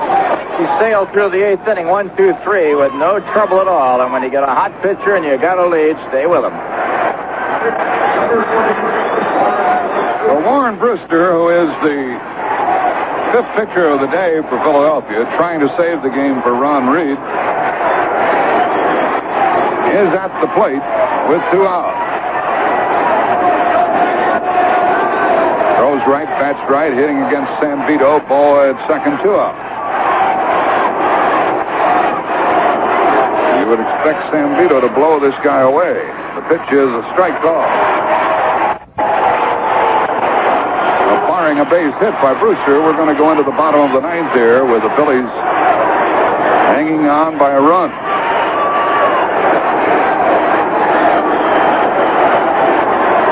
Boa leads off second base. Another pitch to Warren Brewster is coming. Strike called, strike 2. Number 8 hitter, Landestoy, due to lead it off for Houston. Without Cedeno, they're without Pujols. They've used Walling. They've used Jeff Leonard. Their bench rather well depleted. Here's the pitch coming, and Brewster strikes out, and the inning is over. Third strikeout of the game for Zambito. He avoids any Philadelphia scoring in the 9th. No runs, 1 hit, and 1 left. Phillies have stranded 6, and we go into the bottom of the 9th inning with the score. Philadelphia 3 and Houston 2. Zambito waiting in the on-deck circle. We have a new left fielder, Del Unser, and here is Jack Buck to call it for you. Jackson. Warren Brewster, who breezed through the 8th, will pitch the 9th with Rafael Landestoy to lead it off, a speedy runner. He's 1 for 3. Brewster's first pitch. Misses, blowing away. Ball 1. Del Unser in left. Lonnie Smith out of the game for Philadelphia. Smith playing in at third, guarding against the bunt, the pitch. It's a ball inside. Landestoy has no intention of swinging until Brewster throws the strike. Houston needs a run to tie, 2 to win. 2 to win it all. Low ball 3. Brewster really hasn't missed by a wide margin, but he sure has missed on the first 3. If he gets on, that'll give Zambito a chance to bunt and stay in the game, which Houston would like. Here it comes on 3-0. A strike, 3-1. And Landestoy will likely take another. The Phillies lead 3-2 in the bottom of the 9th. Nobody on, nobody out. Boone has given the sign, the 3-1 pitch. Ball 4. Jack, I can't think of a worse man to put on first base than Rafael Landestoy. He can run with anybody. He scored the winning run yesterday. They couldn't have a better man down there. They got Zambito to bunt.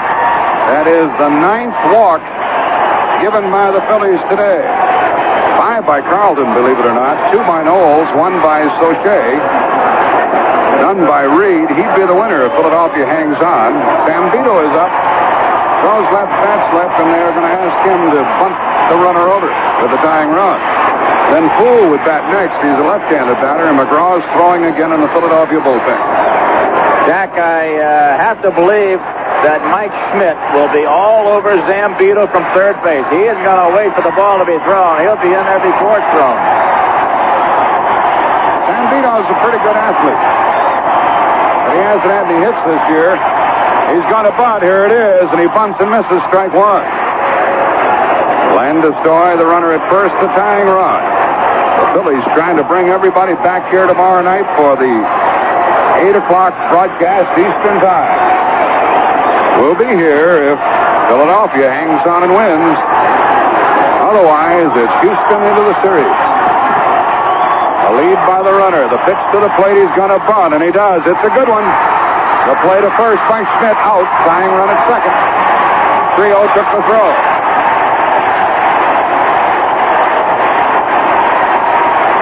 The play went 5-4, and there's the tying run. The batter will be Terry Puhl. And you really got to expect Tug McGraw into the game. Although Dallas Green hasn't made a move yet. He's talking it over down there with Bobby Wine, Herm Starrett.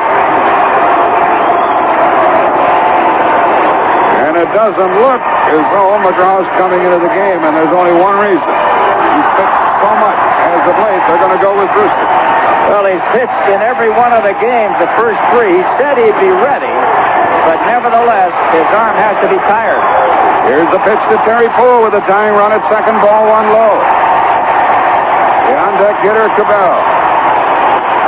You know, even though it would be putting the winning run on first, it wouldn't be too bad for Philadelphia if he walked him. Here's the pitch. Puhl swings a line drive, base hit to right.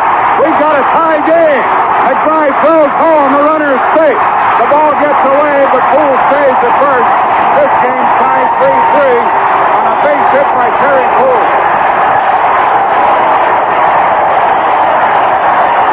A walk, a sacrifice, and a base hit, and now Houston could win it all if they get Puhl home from first base. Okay, don't go away. You got another fast man at first base, Jack. Bake McBride he did make a mistake, but he got away with it. He had no chance, as deep as he was, to throw the man out at the plate. His throw had to go to second base, but he threw home, and Puhl stayed at first base. Terry Puhl has turned this arena into pandemonium. They are going off their rocker here at the Astrodome. Enos Cabell, the batter. He's had a double, 1 out of 3. Everybody on their feet. Here comes Dallas Green out of the dugout. Don't tell me he's going to bring McGraw in there now. He's going to bring him in there now. He should have brought him in before. One of the reasons they may want McGraw in there now, and I'm not sure he's coming in, is to keep the runner close at first because Puhl can steal a base.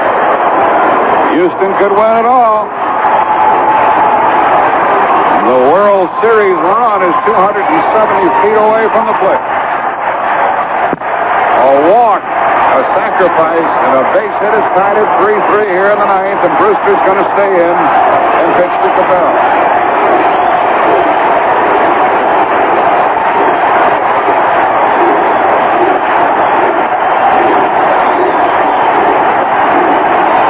This has been an incredible baseball game. Houston is 3 outs away from losing this one. I'll be darned if they haven't tied it here in the ninth inning, 3-3. Terry Puhl, a very fast runner on at first. An extra base hit would probably win the game for Houston and send them into the World Series against Kansas City. Puhl takes his lead. Brewster checks him. The pitch to Cabell. Strike called. Into the knees. Strike one. Cabell, the batter, and Morgan next. Cabell can go the other way with the ball. There's hitting room through the right side as Rolls holds against Terry Puhl. Puhl edges off for first base. Warren Brewster, the fifth Philadelphia hurler, is ready. 1 on, 1 out. Score tied. The pitch, they pitch out, but nothing happens. What the Phillies are fearful of is the hit and run. Try to avoid the double play, and sure that Puhl can get the third in the event of a base hit. Joe Morgan's waiting to bat next. Houston's been out, hit 10-5, but they've caught the Phillies and tied it 3-3 here in the bottom of the ninth inning. A lead by Puhl. He's not going, and Cabell swings and misses, trying to go to right. He's in the hole, 1-2. Brewster breezed through the eighth and then walked the leadoff man. Jack, that's usually a deadly piece of action when you get into these one-run ball games. You'll walk that lead man, and Landestoy can fly is the wrong guy to put on. They bunted him over. Zambito did, and Puhl singled him home. Now the pitch to Cabell. Runner not going, and it's inside. 2-2.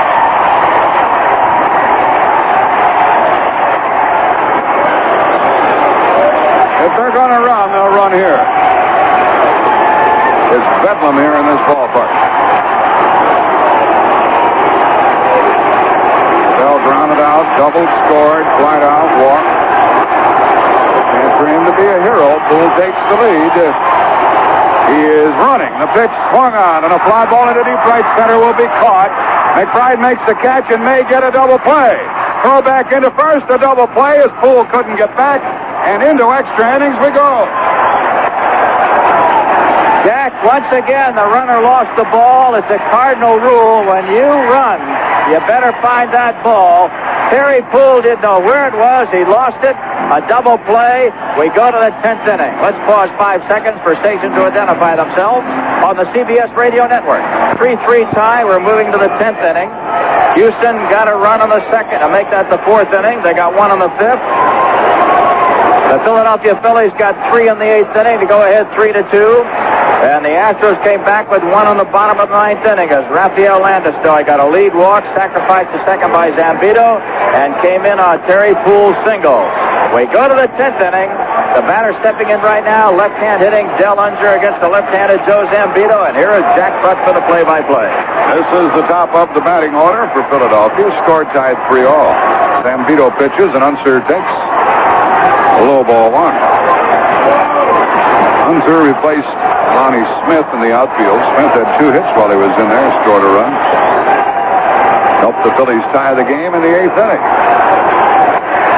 And Houston tied it again in the 9th. Here's the pitch. It's high. It's a ball 2. It will be Unser, Rose, and Mike Schmidt. Nothing doing in the Houston bullpen. Either bullpen, for that matter.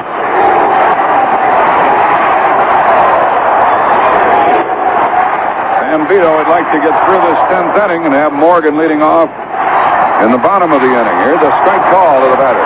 2-1. Baseball can really be exciting. With so many things on the line as they are here. The World Series berth for the grabbing. Here's the pitch. Unser is swinging a miss. 2-2. The ball up and in. 2-2. Zambito is the strikeout sort. He won 8, lost 4, and saved 17 during the regular season. Pitched to only one batter previously in this playoff before coming on in the 8th inning. His pitch. Ball 3.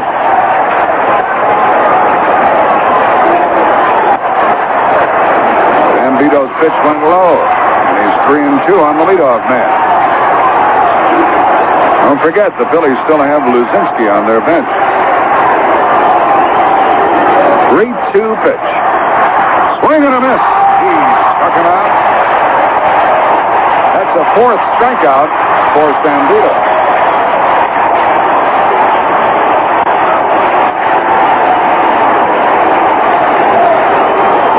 In the 10th inning for Houston, it'll be Morgan, Leonard, and Howe, and if anybody gets on, Cruz.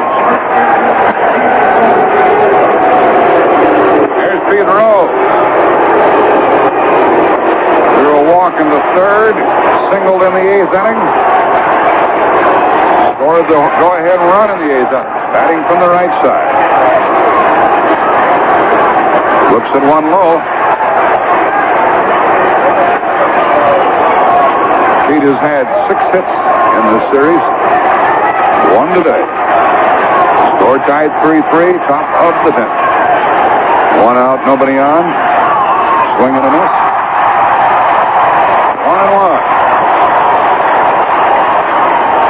These Houston fans know that if Zambito can get through the top of this inning, they have a pretty good crack at it in the bottom of the 10th with some good hitters up there. Bruce Bochy behind the plate has given the sign. Rose swings, grounds it up the middle, and that's a hit. Rose hit one that went on through. He goes partway to second and comes back. He's on with the go-ahead run with one out. And the tough Mike Schmidt is the batter. He's had 2 hits today. You know, Pete Rose is so outstanding under pressure. He's been that way all of his life. It's just another at-bat for him. He doesn't feel the intense heat of the fans or the pressure of the game or the situation. He does his thing. He's given the Phillies a chance to maybe make a move here in the top of the 10th. Mike Schmidt drove in the go-ahead run in the 8th inning with an infield hit. He's had another single. He's 2 out of 4. Here is the pitch on the way. Low ball 1. I guess the only home run we've had in the whole series was the one by Luzinski in the first game. Well, Schmidt, in case we forget, is up there going after Zambito, but we'd like to remind those who may have tuned in late that because of the play that became a double play. Zambito allowed only 3 home runs all season long. 1 on, 1 out. He throws to first, and he almost threw it away. It's Cabell, Landestoy, Morgan, and Howe looking for the double play ball with Bochy behind the plate. Cruz in left, Puhl in center, Leonard in right. They're all playing deep. Cabell guards the line to cut down on the extra base hit. Here it comes. Schmidt takes it low again, ball 2.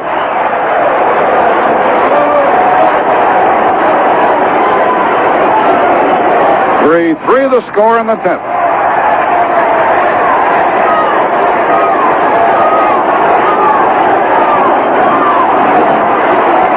Houston wins, it's all over, and they'll play Kansas City in the World Series starting Tuesday night. If the Phillies win here this evening, they'll play here in Houston again tomorrow night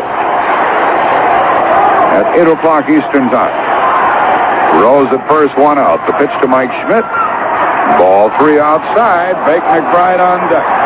Jack, Dallas Green has a move here that he could utilize if Schmidt gets on. He could bring in Luzinski to hit for McBride, who was spun around by Zambito in the 8th inning, and then put Unser over in right and leave Luzinski in the ball game. He could make that kind of a move. He's so inclined, but we'll see what happens.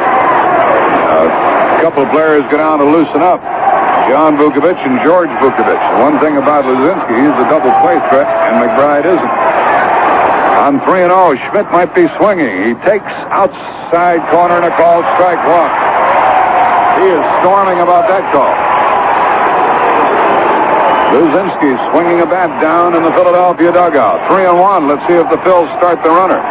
Schmidt swings and misses frequently.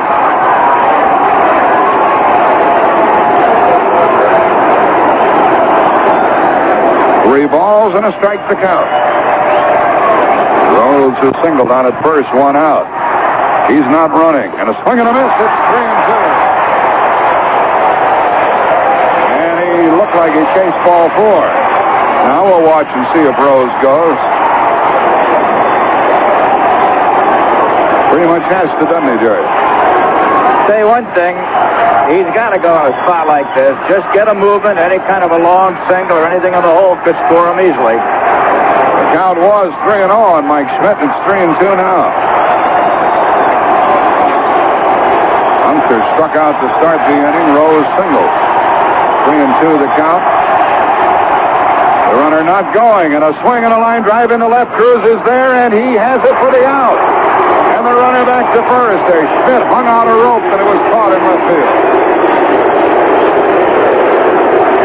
Luzinski will bat for McBride. McBride was 2 for 4.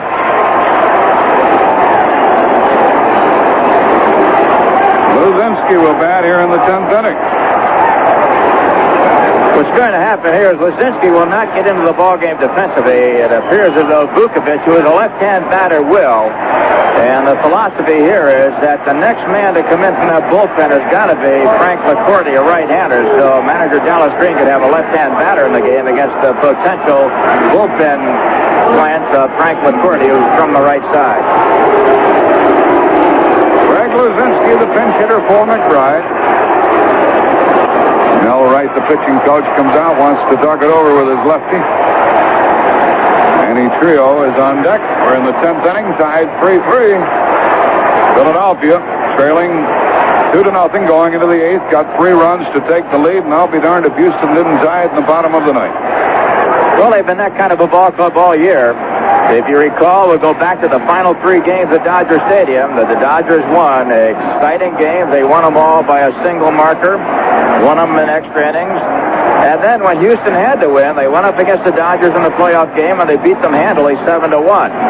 Suddenly, it looked as though they were coasting here, but the Phillies bounced up with 3 in the 8th inning to go ahead. And as Jack mentioned, Houston just wouldn't quit. Got that tying run on the last half of the 9th inning to keep it going into the 10th. Rose at first, 2 out. He won't be going anywhere with Luzinski up there. They're just waiting to see if the big guy can get a hold of one. The fans all get to their feet. And Sambito pitches to the bull. Over the low ball 1. Luzinski has the only home run hit in this series thus far. And during the season, he blasted 19 of them. Outfield deep around to the left. An extra base hit would likely chase Rose home. The pitch, swing on a line drive into the left field corner. That ball gets down.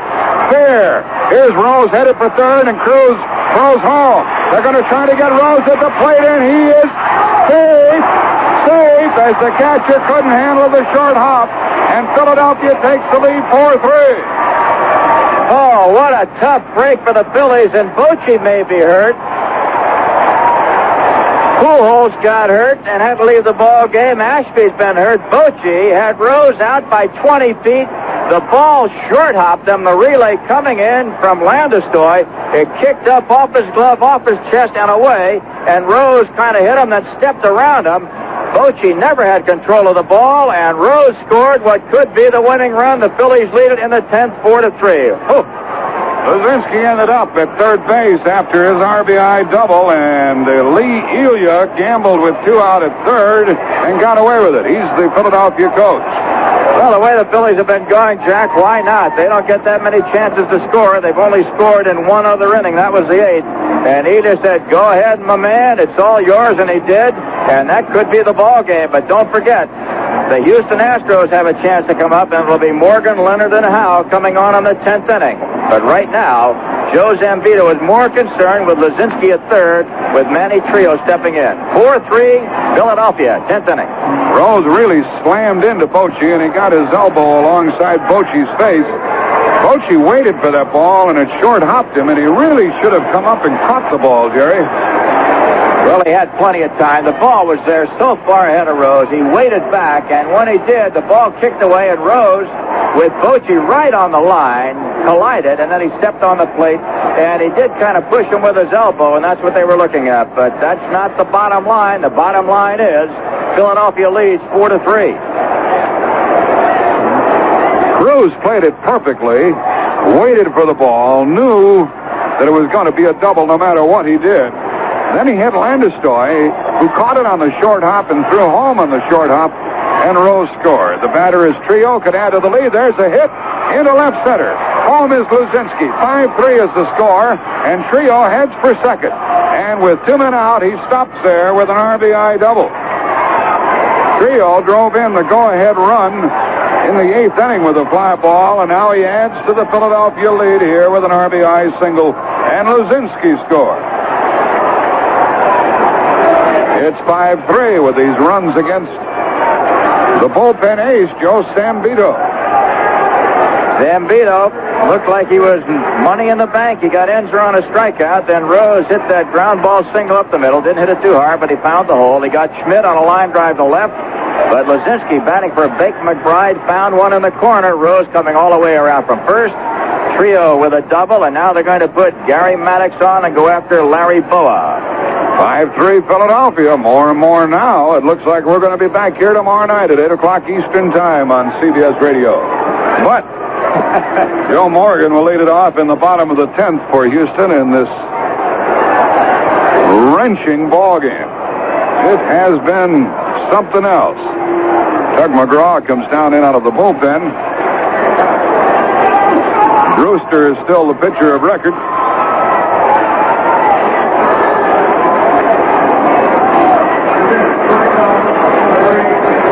And the batter is Larry Bowa. He could have added the Philadelphia lead with Trillo on at second and Maddox at first.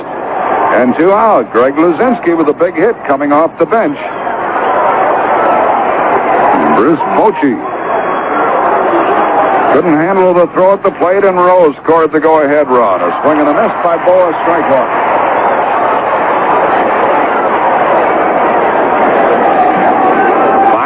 The Phillies lead in the 10th. Phillies took the lead in the 8th. Houston tied it in the 9th. The Phillies on top again here in the 10th inning, and Bowa swings at a bad ball and misses strike 2. Some of the fans head for home now that the Bills have posted a 2-run advantage. 2 on, 2 out, 2 strikes to count on Bowa. Next delivery. Swing and a miss. He struck him out. 2 strikeouts in the inning, but a lot of damage in between. 2 runs on 3 hits. 2 left. The Phillies have stranded 8. We go into the bottom of the 10th inning. The score is Philadelphia 5 and Houston 3. So once again, we are in the 10th inning. The Houston Astros, trailing by 2 runs, have got to come up with something in a hurry. Doug McGraw. McGraw becomes the 6th pitcher for the Philadelphia Phillies in this ball game, and he has been called on to save it for Warren Brewster. He'll face Joe Morgan, Jeff Leonard, and Art Howe as we go to the bottom of the 10th inning. Philadelphia 5 runs, 13 hits. Houston 3 runs and 5 hits. Let's go over to Jack. The Astros jumped on Doug McGraw the other night. They'll try to do it again here in the 10th with George Vukovich in left. Dillon, who stays in the ball game, he's in right field. Maddox in center. And Joe Morgan will lead it off. 5-3 in favor of the Phils. One of the darndest ball games ever in postseason play.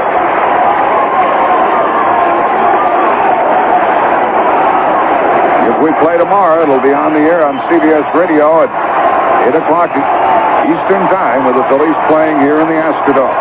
Here's the first pitch. Up and in, a ball to Joe Morgan. Monday night, we'll have football at 8:50 p.m. Eastern Time from Denver where the Redskins play. Morgan takes a strike, and it's 1-1. And Tuesday night here on CBS Radio, the World Series in the National League City, the first game. Starting at 8:10 Eastern Time, Vin Scully, Sparky Anderson, Win Elliott. McGraw trying to get the leadoff man. Morgan pitches low. Ball 2.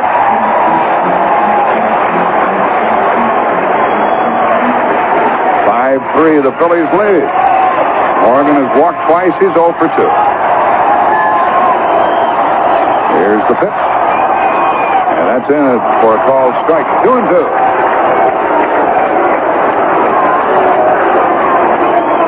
Jeff Leonard will be up there next.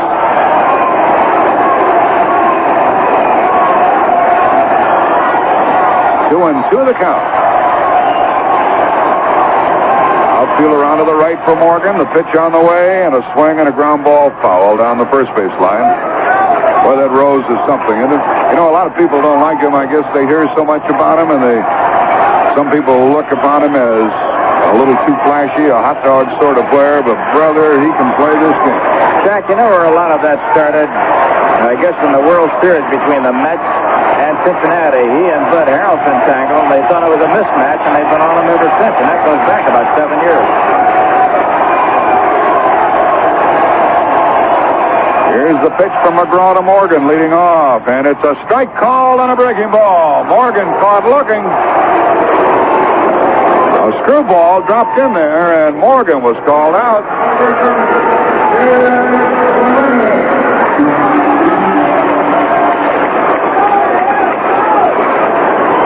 Jeff Leonard will be up. He's batting for the first time in the game. Right-handed batter with occasional power. He doesn't play much. Leadoff man is gone here in the Houston 10th, and there's a ball. A little bit low for McGraw. McGraw probably won't be much use to the Phillies tomorrow if we play here tomorrow night. He's got to be worn thin. The pitch, fastball, swing and a miss. 1-1.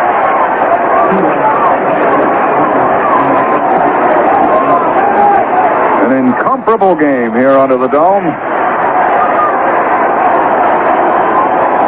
McGraw's next pitch to Jeff Leonard with one out.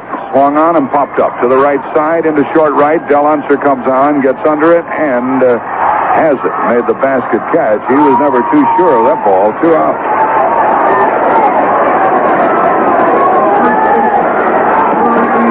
Well, you think there'll be some excitement here tomorrow evening if it turns out that there is a game? Jack, Philadelphia pretty much has this sewed up unless Art Howe can do it, Cruz can do it behind him. Those are the two you've got to count on right now. After that, you get Bruce Bochy, and he's not had enough hitting practice this year to really be a force, but let's see what happens. Howe has doubled, walked, driven in a run with a fly ball. He's 1 for 2. He's the last hope for Houston in this game.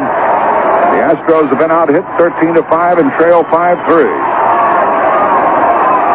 Astros have made the game's only error. Here is the pitch. And it's a strike called as McGraw drifted one in there. Phillies trailed 2-0 after 7. Got 3 in the 8th to take the lead. Astros got a run in the 9th, but then the Phillies got 2 in the top half of this 10th inning. Howe calls time. In this frame against McGraw. Morgan has struck out. Leonard has flied out. Art Howe takes a pitch inside. 1-1. He's trying to get on ahead of Jose Cruz. A pinch hit double by Greg Luzinski. Put the Phillies back on top, perhaps to stay. Here's the pitch. Swinging a fly ball into short center. There's Maddox. And the Phillies have won the game 5-3. And we will play tomorrow night. Down in order they go against Tug McGraw. The Phillies, 5 runs, 13 hits, no errors, and 8 left. Houston, 3 runs, 5 hits, 1 error, and they also left 8 men on. Warren Brewster, the winner. Tug McGraw, the save. Joe Sambito, the loser. And this series is tied at 2 games apiece.